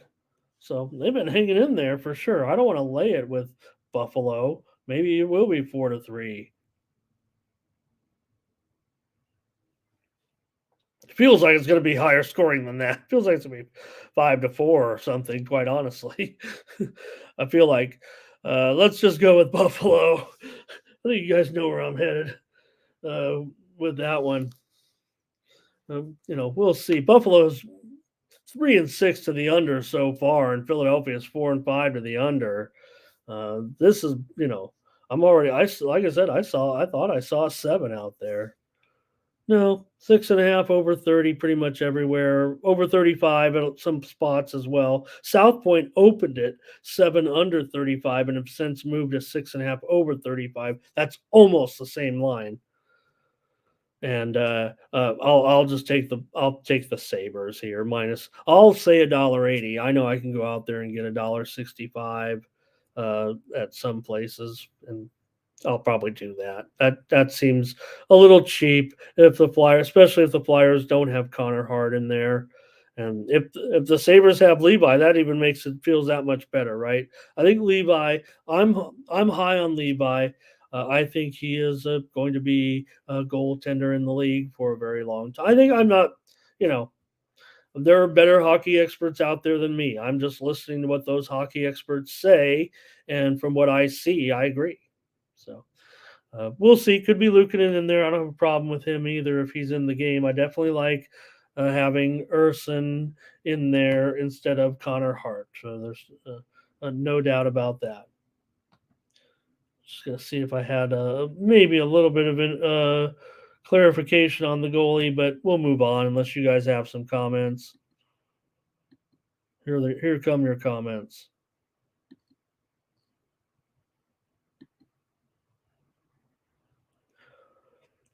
And Brent says, "Don't forget in regulation," and a lot of times I do. It's just not something I recommend on the show because we don't sell that selection on Tony's picks. We give you a winner.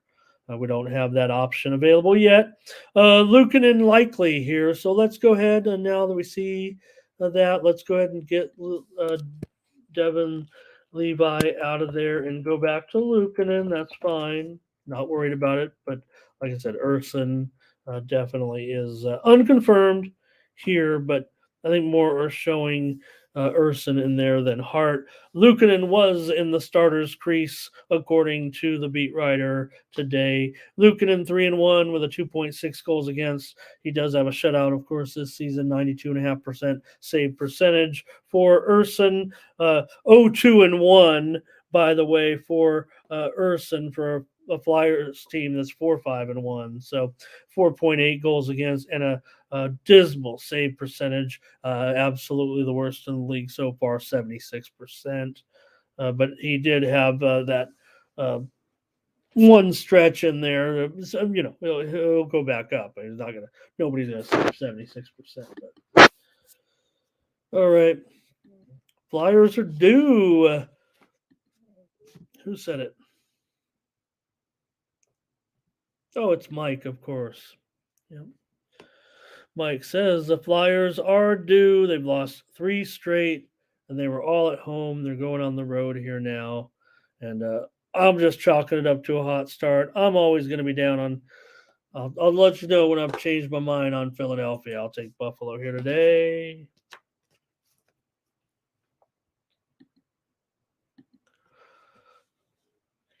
The New Jersey Devils and the St. Louis Blues. NHL action for Friday night. And this one, I'm showing. We'll see. Let me check the goalie situation here because I think we're going to see Akira Schmid in goal today now since the last time I typed this up. Schmid here, probably the expected goalie. Neither goalie's been confirmed yet, but more sites reporting Schmid in there, and I'm seeing mostly $1.40, $1.50, maybe even $1.55 here for New Jersey on the road. And the total, however, I'm seeing, um, yeah, that was just a typo. There was never any 6.5s out there. 6.5 over 20 for the most part. Maybe it opened 6.5 over 15. Some books may even opened a little bit higher and could be as high as 6.5 over minus 125 right now. This one's at 8 Eastern, 5 Pacific. And we've seen a little bit of stretch here to the over of late from Sharps, but I'm not too into that right now. I'd probably be more interested in taking St. Louis at home, quite frankly. Let's take a look. New Jersey's off to a great start. Of course, they've been terrific. 6-2-1 record thus far. But St. Louis hasn't been terrible, and they do have a couple of wins at home already. New Jersey's undefeated on the road at 3-0 so far. But if I'm going to get some plus money here, I'm probably going to be interested in that. Here's the thing about New Jersey, they haven't been now. Granted, at home they weren't covering puck lines. That was a problem. They were winning games by just a goal or so. New Jersey, as a puck line favorite, 2-7 right now, but 2-1 as a puck line favorite on the road. But that's I think in I don't know if it was both of those wins they were getting. I think one maybe they were laying and one maybe they were getting. So whatever the case may be, I think that it kind of favors St. Louis puck line, but it's too high of a price. I know that right now, even without checking, I don't want it. So yeah, it's almost $2. So give me a new St. Louis here. I actually think New Jersey's starting to get overrated just a little bit in the price, and I'll take it down. I'll take it down here to oh, let's see here. I think I'll call it dollar uh 45. Okay, that's even cheaper. Give me plus a dollar 25. I think we can get more than that wherever we go, but just want you to feel comfortable when you get to the window here. And I'm going to take St. Louis in this one. And Brent says Devils 5-2 on a back. That's dating back to last season, I think. Here, Josh says he can't name a player on either team.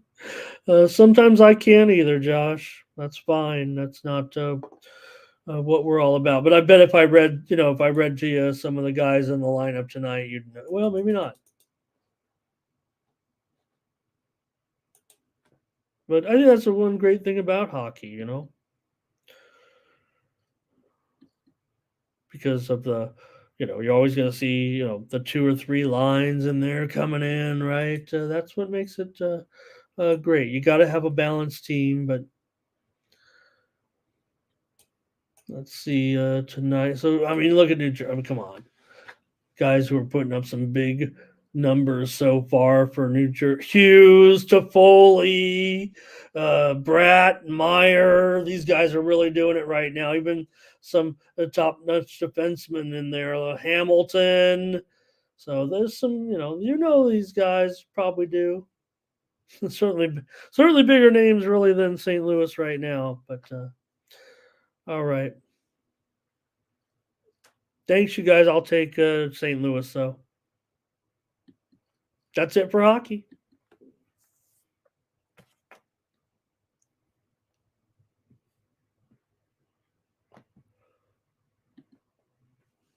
There are two games in college football tonight on Friday, and uh, on the big board here, and we've got Syracuse favored by 3 points against Boston College, and a nice game tonight. Both teams, trying to get to bowl eligibility. You got Boston College coming in here uh, right now, 5-3. Syracuse coming in with a 4-4 record. Decent matchup here tonight. Maybe Syracuse is underachieved and maybe Boston College has overachieved. How do you guys feel about these two teams this season? Take a look at this one here with Syracuse coming in with a 3-1 record at home so far this season. Boston College, a couple of road wins. Should be noted, Boston College 7-1 to the over so far this season, but Syracuse just 2-6 to the under. Now, Syracuse also has gone under in 10 of their last 13 uh, ACC games, and they've also gone 6-2 to the under in their last 8 games as a favorite. Look at Boston College, even back to last season. They had gone over in their last 4 games last season. They've gone over in 8 straight as an underdog. Now, that's all kind of tied into that 7-1 this year a little bit. One team's going over and one team's going under, no doubt about it. But one thing that is not happening for Syracuse, and that is covering the spread in conference games. In the ACC right now, Syracuse have failed to cover in 8 straight conference games. And, they're just laying a field goal tonight, so maybe that can attract your interest here a little bit. I look at this game and I look, considering what we've seen right now from Boston College, I think that their type of game is the way this one is going to go.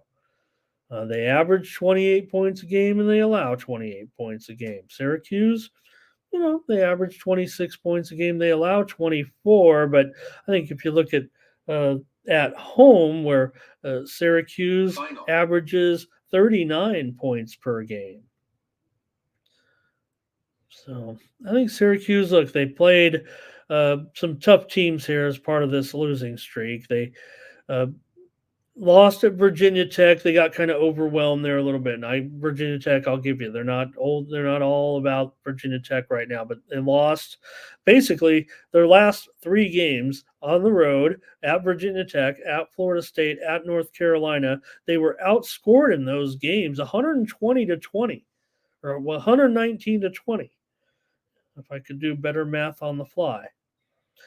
So they really got romped in those games, and they lost at home to Clemson before that in a 31-14 as a 7.5 point favorite. So this is a pretty woeful streak here for Syracuse right now, as they need to turn it around here if they're going to try to salvage this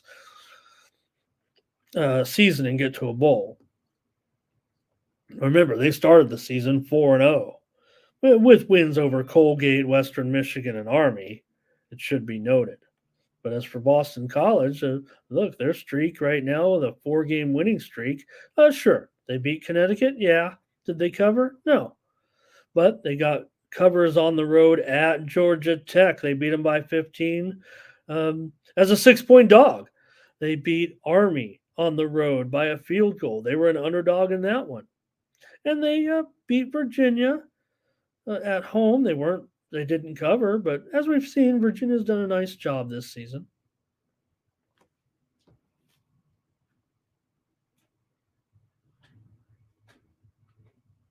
Bear with me here.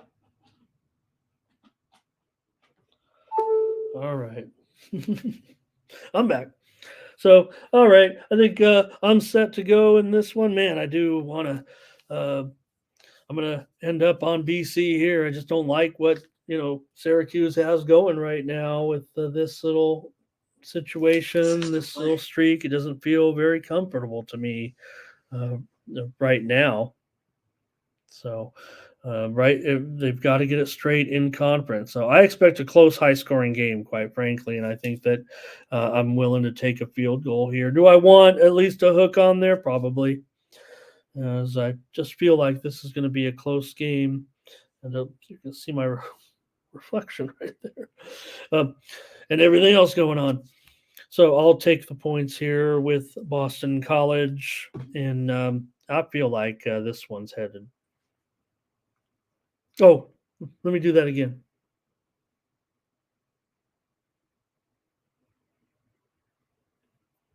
No, we haven't done that in a couple of days. It always feels good to get the fireworks going, huh, baby?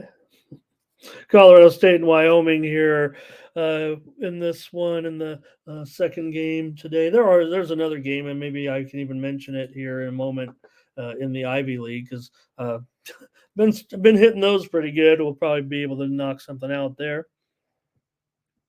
You have Wyoming here coming in 5-0 at home, 5-3 overall. So yeah, there's an advantage when you're playing in Laramie. I'd say playing Colorado State. Now you're not going to have uh, that advantage with a team like Colorado State coming in, but you do have a home field advantage. Let's just call it that.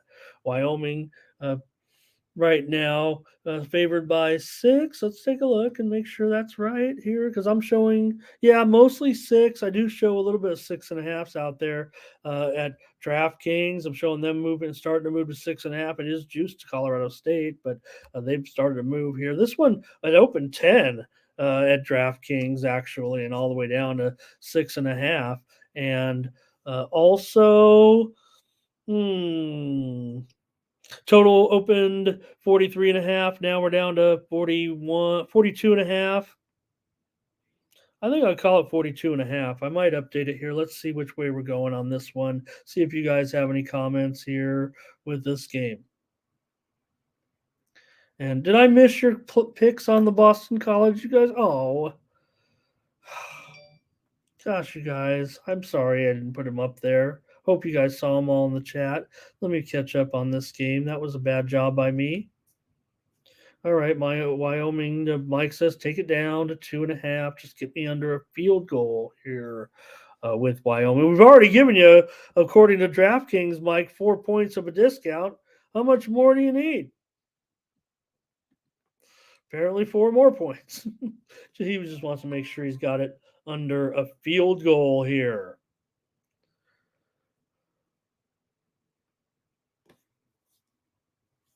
So, man, I just don't know if I can do anything with Colorado State. Wyoming's just been so terrific at home. Now, Colorado State, they are 4-4 against the spread, so that's been pretty good considering their 3-5 record. Brent says here he's got Colorado State. They typically cover the spread against Wyoming, he says. Well, let's see. Wyoming last year, they were 8.5 point underdog at home on the road at CSU, and they won that game 14-13. The year before that, they were favored at home here by 3 and won that game 31-17. So yeah, it's been a good series for Wyoming. They usually win the game outright as well. They've won 7 of the last 8 meetings between these two teams. They play every year, including the pandemic season. So they still got together in that one.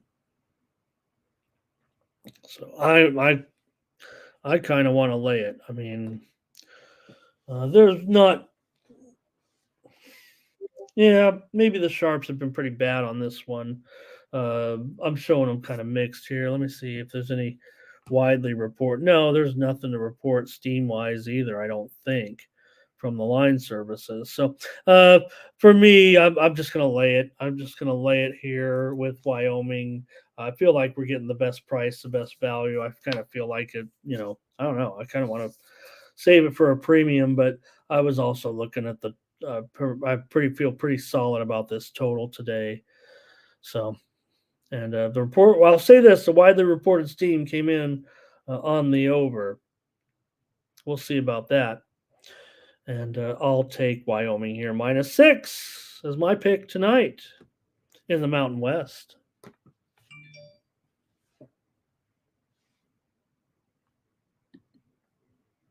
All right, believe that's it for coverage of today's. Oh, let me have one more for you because I see the line just coming out right now. I don't know if my friends. I don't really even have a preview for this one, so if they're listening, they could make a video of it. I don't have that much data yet, just because the lines come out. I haven't compared it necessarily to my numbers, but Princeton is going to be taking on Dartmouth in an Ivy League game this evening and it's I'm interested. I think in the game certainly Princeton comes in 4-3. They're probably the little bit better team here at this point. Dartmouth is 3-4. The game is a pick 'em. The total is opened anywhere from 34 and a half to 35. Um, I would think that pick 'em price.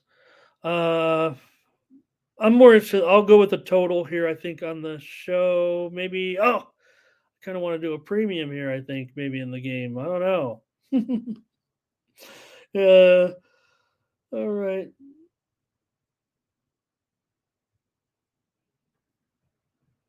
So, just getting a read on this one right now. So I don't know. I'm just telling. There is one other game tonight, 7 Eastern, 4 Pacific, Princeton and Dartmouth. Didn't even check. It might even be on ESPN Plus if you're interested in this. Because more football is always good, right? Let's see if they have some TV information on the game here. ESPNU for this one today with Princeton and Dartmouth. So, if anything, that makes it a little bit more, uh, you know, you could find it, right? You can find it if you will. So, all right, let's see here. Princeton, so 4-3, but 2-5 against the spread so far this season. And Dartmouth, they are um, 3-3-1 against the spread so far this season. Princeton 1-6 to the under so far this season, and I don't know. For me, I'm going to take Dartmouth here to win this game at Pick'em at home. That'll be my play here on the show. In the Ivies tonight, I'm going to take. I'm going to take Dartmouth. I'd say, let's see. Yeah, their offense should match up pretty good. Princeton defense hasn't been terrific. They are strong in yards per play. They also force turnovers, does Princeton, but that spread record does stand out as pretty bad. And like I said, Princeton is supposedly the better team here. We're going to see a move on that on the side here in just a moment. I want to keep it here with you. Maybe we can get okay. We'll just wait. We're going to move on because I'm going to talk about college football, so we can always come back. So, hey, thanks for joining me, everybody. I'm going to do a few more college football games here right now for Saturday. Get a few more picks out here today before we get to tomorrow, and tomorrow we'll have cover the evening action. These are going to be games I think late afternoon that I'm going to go with here on the pick show and get right into them. But I just saw the tote lighting up here on that game, and I don't know if I'm gonna be laying a point or if it's gonna move here, but showing Princeton and Dartmouth uh, starting to move. I don't know which way it's going. Oh my gosh! I'm gonna give Dartmouth out as a pick 'em right now and hope it doesn't move against me. Doesn't matter if it moves to one or something. All right, thanks you guys. Thanks for joining me today. If you're out of here, if not, we got more college football coming up in just a moment.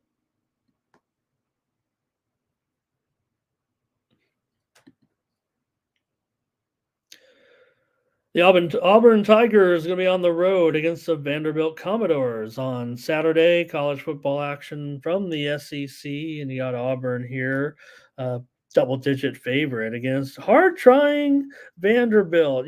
For Vanderbilt, look, it's been bad, but they've been actually kind of decent against hard trying, even when they've fallen short against the number a little bit. It's worked out okay. They're just 2-7 overall. You won't be impressed with their victories either, but Auburn, they come in 4-4, 1-2 on the road. Vanderbilt has just one cover. I'm not here to argue. They've even you're not making money with Vanderbilt either. But if you had to go with the teams that have failed to cover the spread by the fewest amount of points per game, it's Vanderbilt. If anything, I mean, you've made a fortune betting against Vanderbilt, but it's been a sweat. And it feels like the line could just be keep going. It's going to be too late for us to ever make any money on Vanderbilt. In fact, I think I've already lost some money trying to catch up to them here because my numbers say that Vanderbilt is better than this spread record. So maybe it's time for a complete update. This one opened as low as what, 11 and a half? Yeah, 11 and a half. Now up to 12. It touched 13. So there was some buyback at one point here on Vanderbilt. So somebody's got them.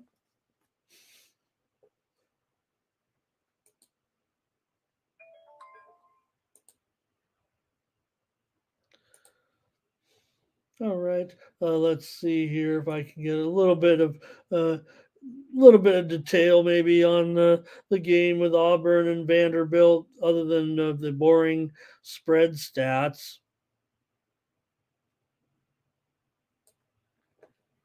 Let's see here. For Auburn, they snapped that four-game losing streak when they beat Mississippi State last week, 27-13, as a 6.5 point favorite. Um, Maybe it was a little bit, let's see, misleading here. Um, oh, a good game by, okay, I see. Oh, it was a push. Okay, it was a, is there, oh, the total pushed. Okay, I gotcha. Thank you guys. Uh, just trying to get my notes straight. Sorry about that. Okay, Vanderbilt, they're on this losing streak. Certainly, they only, they uh, uh, opened with Hawaii. They didn't cover that one. They haven't covered any games except for the game at Georgia. They were getting 32.5 points and they lost by 15. But the loss to Mississippi was by 26. They lost by 24. The loss to Florida was by 24. They were getting 18.5. They lost to Missouri by 17. They were getting 14. They lost to UK by 17. They were getting 13. Bottom line, they didn't cover any of these numbers. But man, they came close in all of them. When is the number going to be too high? Could it be against this team? Now against Ole Miss, they did have, they were outgained by about 200 yards in their last game. They're 6-20 against the spread at home. Kind of coincides with since they've been demolishing their stadium and trying to fix. I don't know where we stand. Where are my Nashville guys in here? Where do we stand with Vanderbilt's reconstruction? Are we going to be done soon? It feels like this has been, the scoreboard's held up. Is it still held up by a crane out there? Mike says the locker room is fine. It's a clown show. Is that what that says? The locker room at Vandy is it's a tent. Yeah, the road locker. That's what I was talking about. At first, I thought it was I thought he said the locker room was fire, and I'm like, oh, did they finish the home locker rooms? Because I thought they were doing everything. Are my Nashville guys left me today? So, anyways, yeah, the locker room for the visiting team is none other than a tent behind the stands. So it's a little bit difficult there right now, but it's not helping Vandy any. And it's not there, it's the road. Vanderbilt still has their home. But I thought I don't know, is the home one a tent too? Because I thought they were doing all the facilities. I should look into that more. I'm trusting my guys here. All right. For me in this one, look, what's the total down to? I think I'm probably going to go over with this game with Auburn and Vandy so far. You got Vandy. They can't stop anybody. They're 7-1-1 to the over so far this season. I mean, that's because they've been allowing 34 points per game. And if they lose here by 2 touchdowns, what's that going to be? I mean, 35-14. No, that'd be too high, right? But 35-21, that'd be right on 35-21, and that takes it way over. Darren's in Nashville as well. Darren, I didn't know you were in Nashville, Darren. Actually, gosh, we got a lot of Nashville. We got a lot of Nashville representation. And why is Nashville, other than one of the best growing cities in the country? We know all that. And maybe, but why is there so much? It's kind of like the Toronto of the United States. Sports betting in Nashville. I know we had trouble getting it legal and everything, but think about the thing. Like wasn't Roto Grinders out of Nashville? Also, another big was Action Network originally out of Nashville? No, they were out of whatever the case, it just seems like a lot of sports betting content and everything out of Nashville. I don't know why that is. You guys really like sports betting. I'm glad you guys got it now, right? Legal and everything, I think. So, all right, Auburn pretty good against bad teams. 20-7 against the spread against teams with a losing record. Final. So, Auburn not getting any numbers. You want to try? I want to try to find a spot. These are the teams they're covering. They're not covering. They're competing against and not getting it done. I guess I got to take the over. I can't sell anybody on a team that is not covering any numbers at all and absolutely is one of the worst. One of the worst teams in the country right now, Vanderbilt. I'm sorry to my guys, but they know that. They know that as well. I mean, look, Auburn, they don't, it's going to be run. So maybe that could keep it under. Auburn does not pass the ball very well at all. They average 160 yards per game. Vanderbilt averages 240 yards per game, but Vanderbilt cannot run. They average just 93 yards rushing per game. And Auburn rushes for 186 yards per game. All right. I've got the over in that one.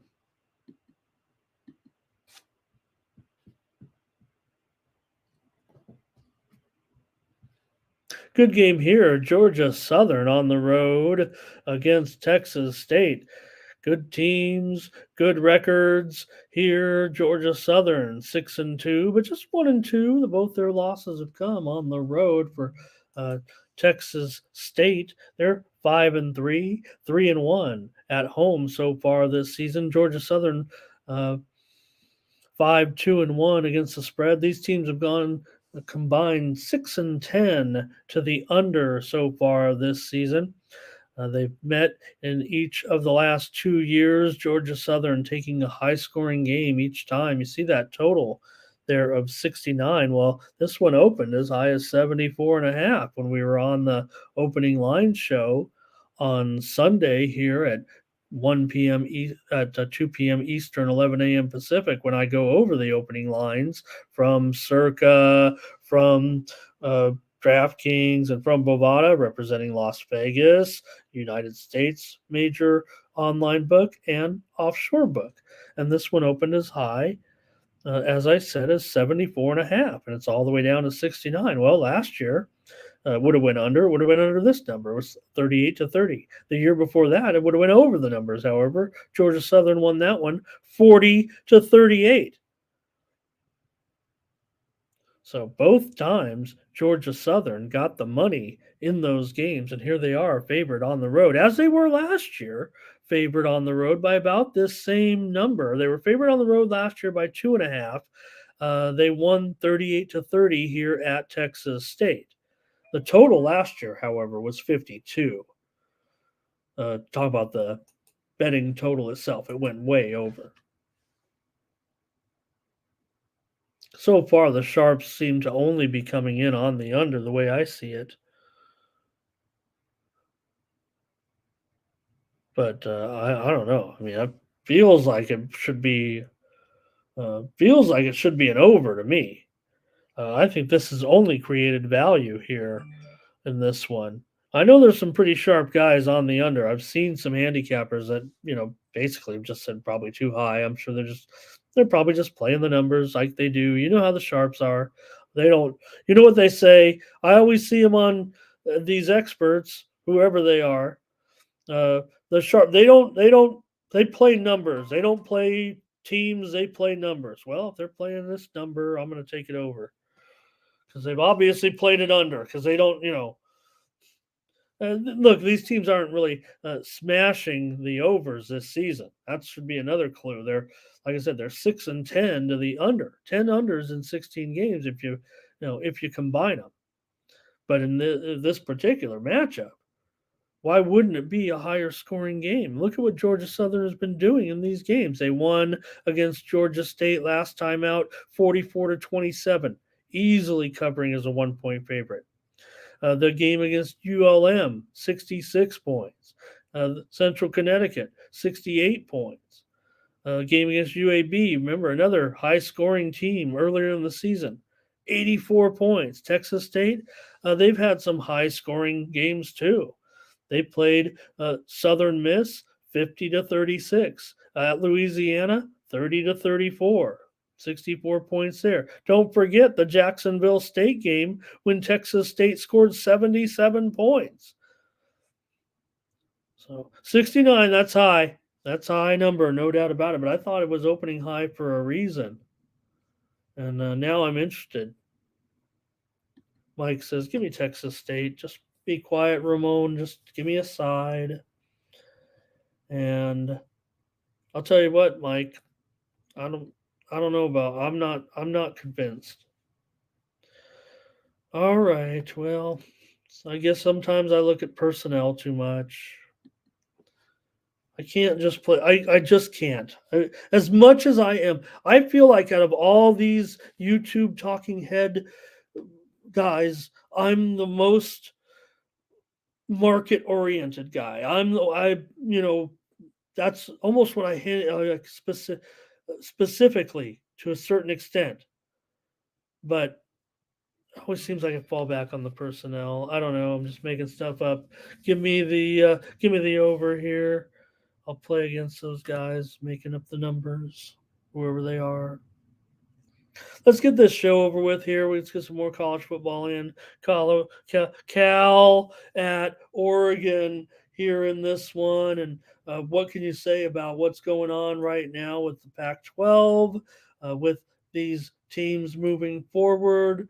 Oregon here at home, just covering a little bit because of course, their status right now, certainly with their record. They're a 24.5 point favorite here. They're 7-1. We know they're just outside the, you know, oh boy, look at the Pac 12. Oh, they're going to have all this. Oh man, these, no, where are they? Where are they in that national title picture? They're going to be left out again until they can go down and get into those new conferences and start knocking off some of those teams in regular season games, you know, and it's changing. We know that this is it, and we want, but they're going to have to win out. These teams that are, have one loss. Somebody's got to lose. Somebody's got to win. This series has gone under in 10 of the last 11 meetings between these two teams. The total here now is at 59 in this one, and it opened. On that circus show, there was an opener of 54.5. I don't think anybody got anywhere close. Someone did, obviously. Sorry, guys, sleepy eye. In this one, someone got to that number, that 54 number, and hit it higher here. But look, like I said, 10 of the last 11 meetings in Autzen Stadium. I should clarify, the meetings that have been played at Autzen Stadium in Eugene have gone to the under. And this is a yearly series, no doubt about it. But it's been mostly Cal's inability to score in these games.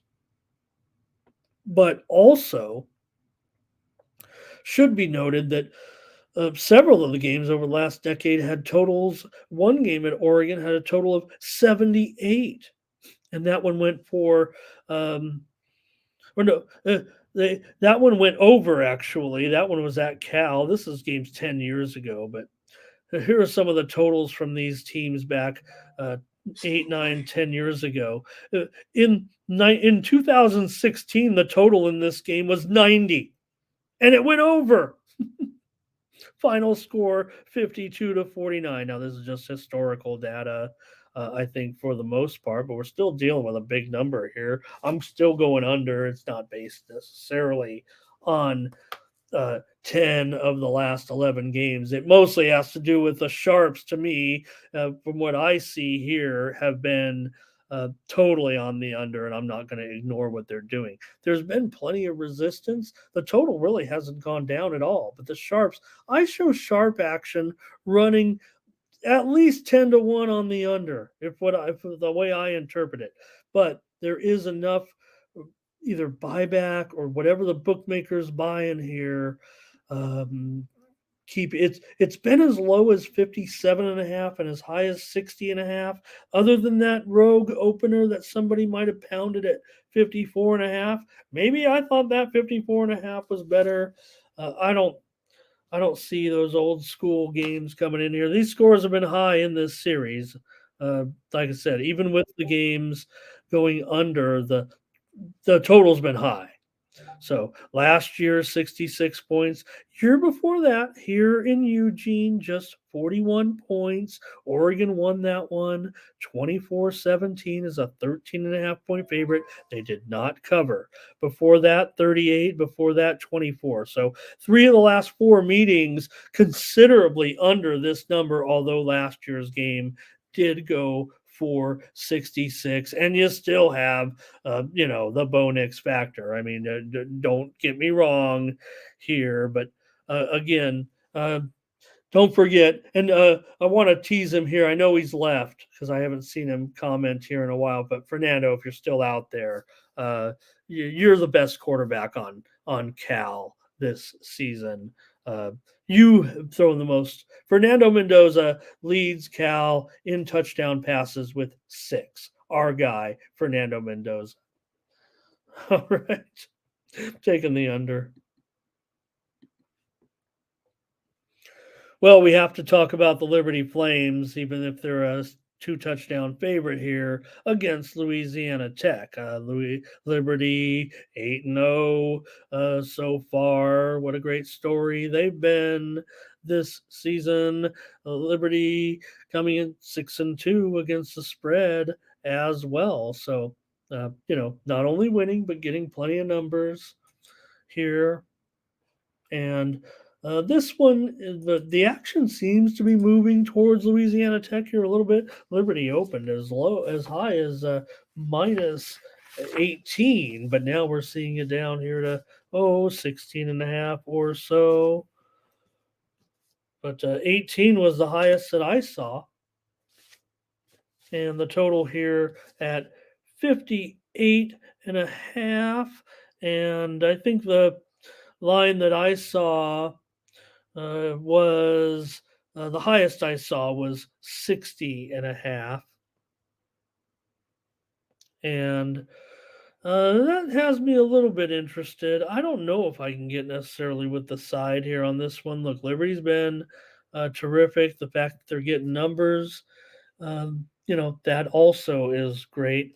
Louisiana Tech just 1-3 straight up on the road, 3-6 against the numbers so far. The problem with Louisiana Tech, they're 3-11-1 in their last 15 games against the spread on the road.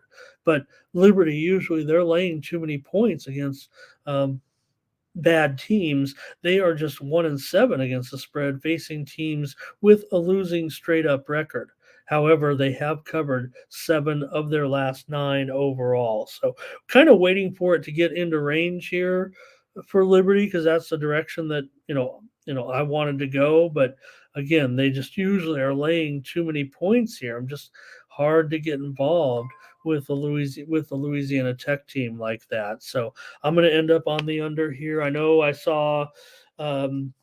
I'm sorry, the over. I'm on the over here. The widely reported steam came in on the over. I know I saw Tony is on the under in this game, and we're just going to take a little challenge there with Tony. It's my free play too, but I'll go over in this one at 58 and a half or so. Let me make sure that I'll bump it up if we have to. Like I said, it opened 60 and a half. So see that Princeton game. I want to mention it here. Total dropping big time there, and Princeton's moved to a 1-point favorite. So, all right. I think we can wrap it up here on this one. I'll just take the over with Tech and Liberty. I mean, Liberty, definitely putting point. That's what they've done. That's what they've done this year with Salter, but they run the ball well and they're extremely efficient. Salter, 19 touchdowns, 3 interceptions, and this is, with the fact that they've run the ball so well. I mean, Liberty averages 272 yards rushing per game, 280 yards rushing per game so far this season, and averaging 5.7 yards per carry. So they're really a running team as much as they are a passing team. More so.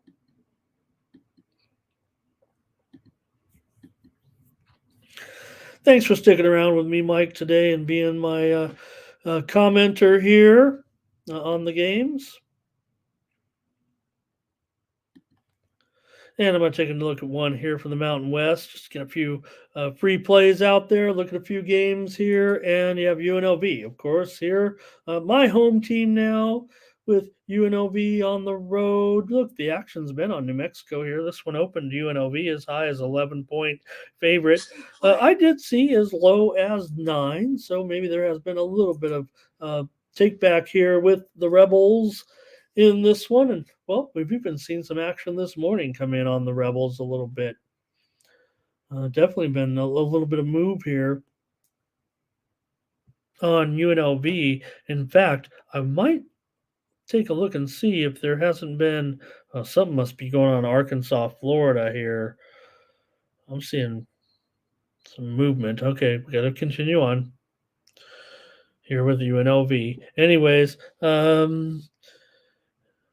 yeah, I'm showing a little bit of 10.5s out there right now in this one. But for me, look, you look at the teams right now and their current records coming. We know UNLV has just been absolutely terrific this year. It's been just awesome that the Rebels have been able to, you know, do this. They're 6-2, 2-2 overall. New Mexico comes in with a 3-5 record. UNLV 7-1 so far against the spread. New Mexico 7-1 to the over so far this season.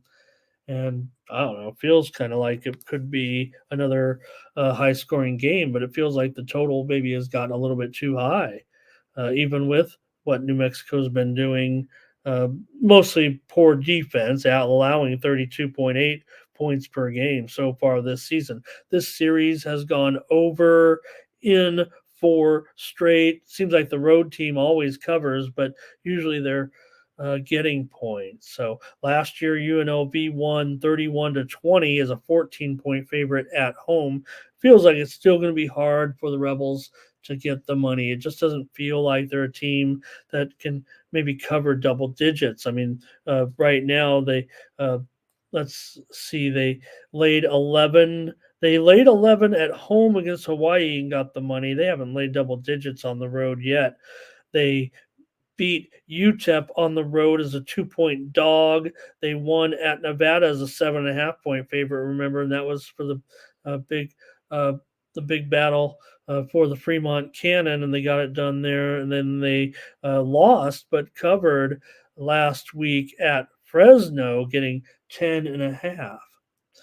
So decent run here, certainly for the Rebels, who've covered seven of their, like I said, 7-1 so far this season. But maybe a little bit difficult on the road, it feels like. Thanks, Ferner. Nice to have you stop by today. So give me the under in this one. This one opened um, as low as 57.5 when we did the opening line show, and now 61. So let's go ahead and take the under here with Louisiana Tech. And I mean, with UNLV and New Mexico. Mike said Liberty in there, and I was thinking of Liberty. Let's go under here, UNLV and New Mexico.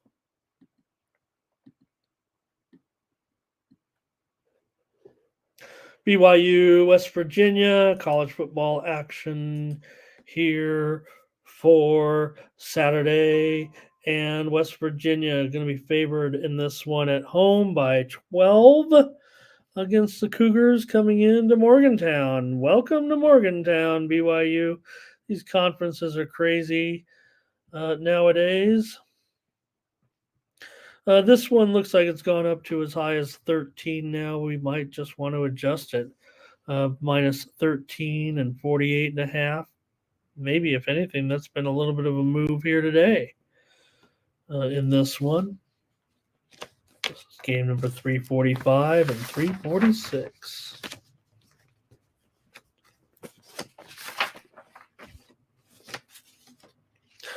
All right, this one did open as high as 53.5. It's been all sharp action on this total so far, all the way down here, like I said, to 48.5. Look, feels like it's gone in a way almost too far. We'll see. I mean, some of the moves have been pretty darn sharp here, but man, this thing just keeps continuing to fall. And can it, get me to the other side? Could it get me, uh, to the over here? I feel like it might in this one with BYU and West Virginia. It's going to be a free play, it feels like. But like I said, it opened as high as 53.5, and I don't think it's any lower than 48.5. It's 48 at some spots. It's even 49. I'll move it down to 40. Well, I'm going over, so let me at least put it at the highest number, which is 49. And I'm going to end up taking it over as my free play here. I mean, for me, it's just gone down Look, I show sharps certainly on this game. Probably, I don't know. Um, I'm trying to find any moves to the over that look like some sharp money came in. There had to be some if it's back up to 49, or it doesn't have to be. It could be just bookmaker adjustment or whatever, but I usually equate it to some kind of news or information. Mike says, give me BYU plus the points here. And yeah, I mean, I don't know. I might be saving something here for a little premium action in this game, but uh, let me at least go over a little bit of numbers here to help support Mike here. Maybe both teams coming in with a 5-3 record thus far. West Virginia is 3-1 at home. BYU just 1-3 on the road so far this season, but uh, both. Let's see. West Virginia also 5-3 against the spread. BYU 3-5 against the spread.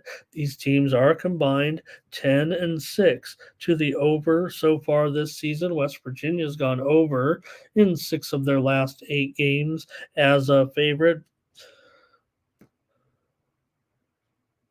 West Virginia in a pretty good run at home right now. They've covered 15 of their last 22 games at home, and BYU's covered just 4 of their last 10 games on the road. So these two teams are new conference foes. They did meet 7 years ago, and West Virginia won on the road at BYU. Let's see, yeah, on the road in the early season game. It was one of those early season non-conference games back then. So, all right, let's just do what we said, and I'm going to take this one to go over the total. Yeah, the Sharps look pretty decent on this one as far as pounding the game here, but I think they've gone a little bit too far. If it's going to be 7 touchdowns now, or whatever, 6 touchdowns, couple field goal, whatever the case may be, I'm going over BYU and West Virginia.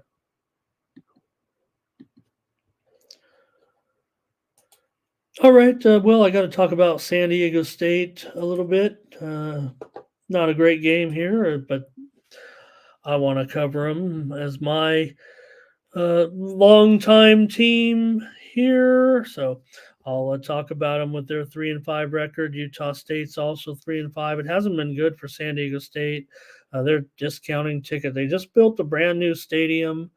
This is their second year in this stadium. They tore down an old relic that they used to rent from the city and bought the property, built their own stadium, 35, 38,000, and we're a year into it. Now they're averaging only 18,000 a game.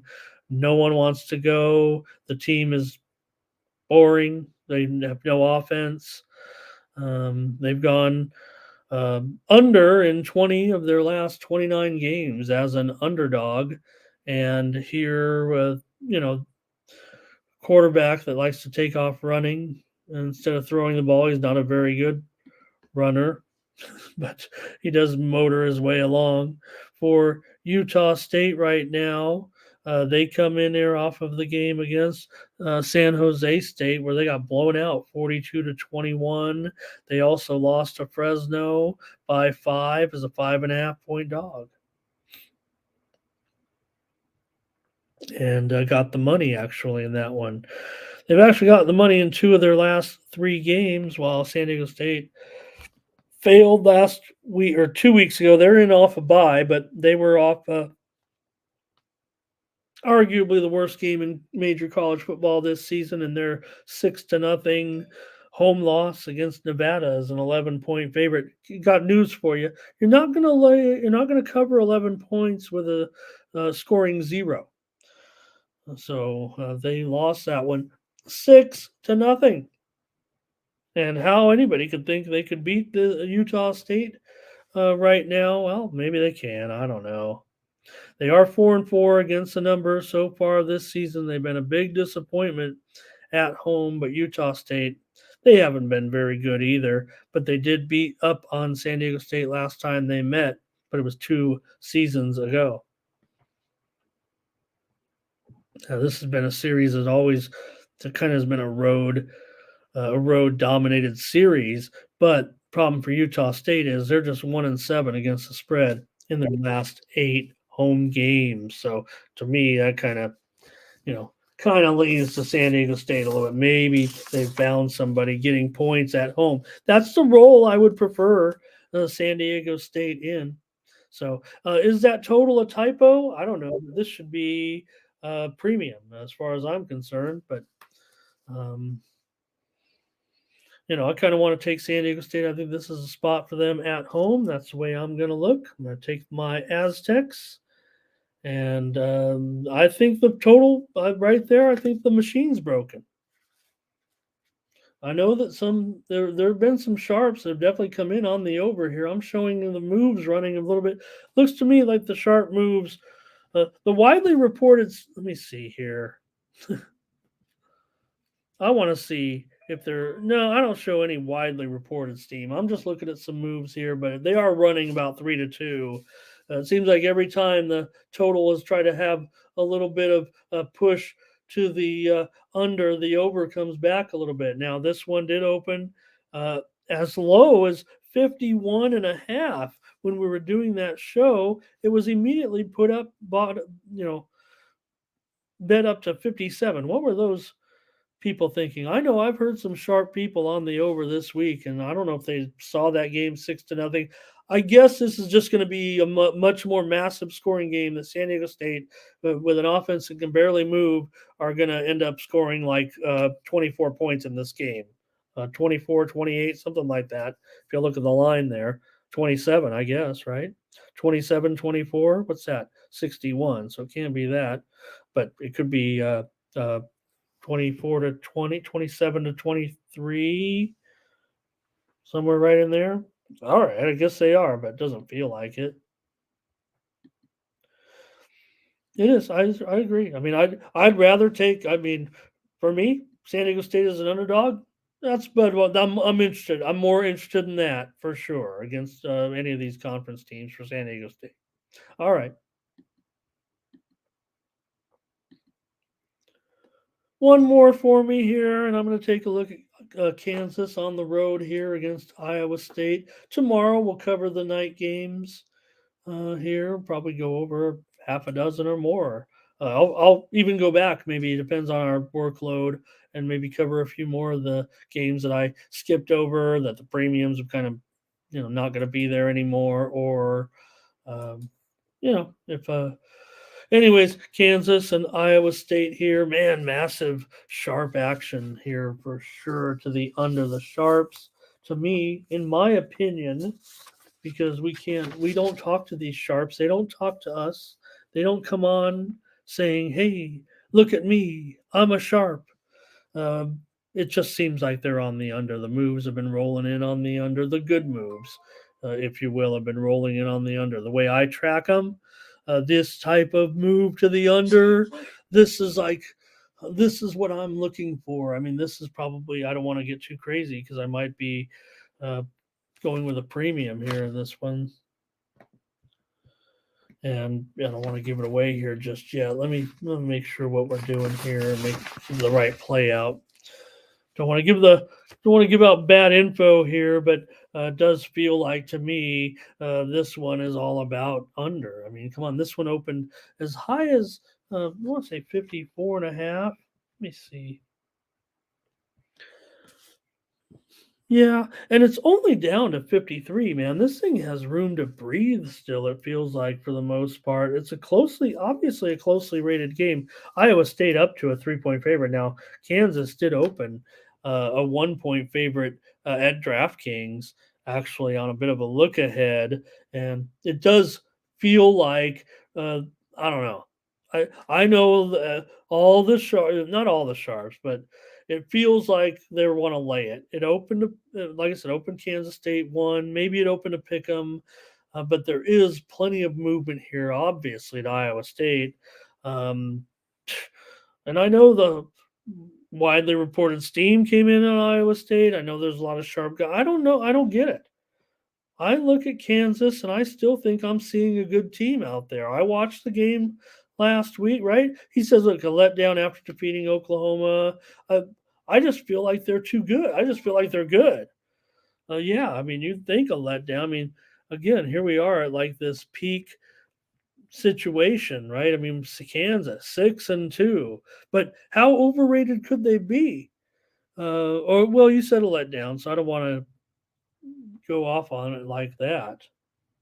But they're just 4-4 against the spread, and they've lost 2 games on the road. They haven't really necessarily, made it over that hump. It feels like a little bit. So let's see here. This has been a home team dominated series. Last year's game was 14-10 KU. They got the money at home as a 3.5 point dog. I've gotta probably take Kansas. I can't handle it not getting a field goal. No, I'm on Kansas. I just think they've got to prove it on the road. Obviously, here they lost to Oklahoma State. Remember, they were favored in that game and they lost. Now Oklahoma State's looked okay at home after all. They also got whooped on by Texas. Remember, they were getting 16 and a half. They lost by 26. They did beat Nevada on the road, but they were a 4 touchdown favorite in that one. So they really haven't had that breakout game necessarily for Kansas on the road. And they haven't for quite a while. So Kansas 21-5 to the over their last 26 decisions on the road. 21-5 to the over, but Iowa State's been a dead under 12-4 to the under their last 16 and 20-7 to the under in their last 27. So definitely some conflicts there in these two. Last year's meeting went under, but the 3 before that went over. And I don't know. I'm thinking defense for sure, even with all of Kansas's successes this year, and and their some of their point totals certainly. Look, they scored 38 in that game. They just never let up against Oklahoma. It was great the way they kept putting the pressure on in the game.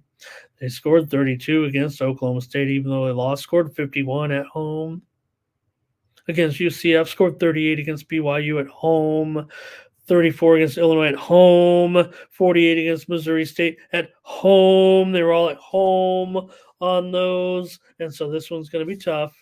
But I'm trusting Kansas. This is the one. This is the one. This is the one to get over the hump if you're KU, to prove that you are that team. They're bowl eligible. We know that. And this is the one to get over the hump, beat a good team on the road. It's going to be tough, man, but I'll take 3 points.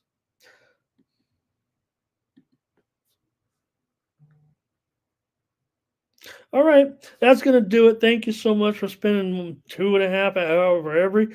If there are any of you, a couple of dozen folks still in here that were here the whole way, thank you so much. And thanks to everybody for tuning in at some point during the show here and listen to me talk about the sports betting card for today and the other days. Head on over to Tony'sPicks.com and use the promo code Tony T at checkout. Save 20% off all premium pick packages from our team of handicappers at Tony's Picks.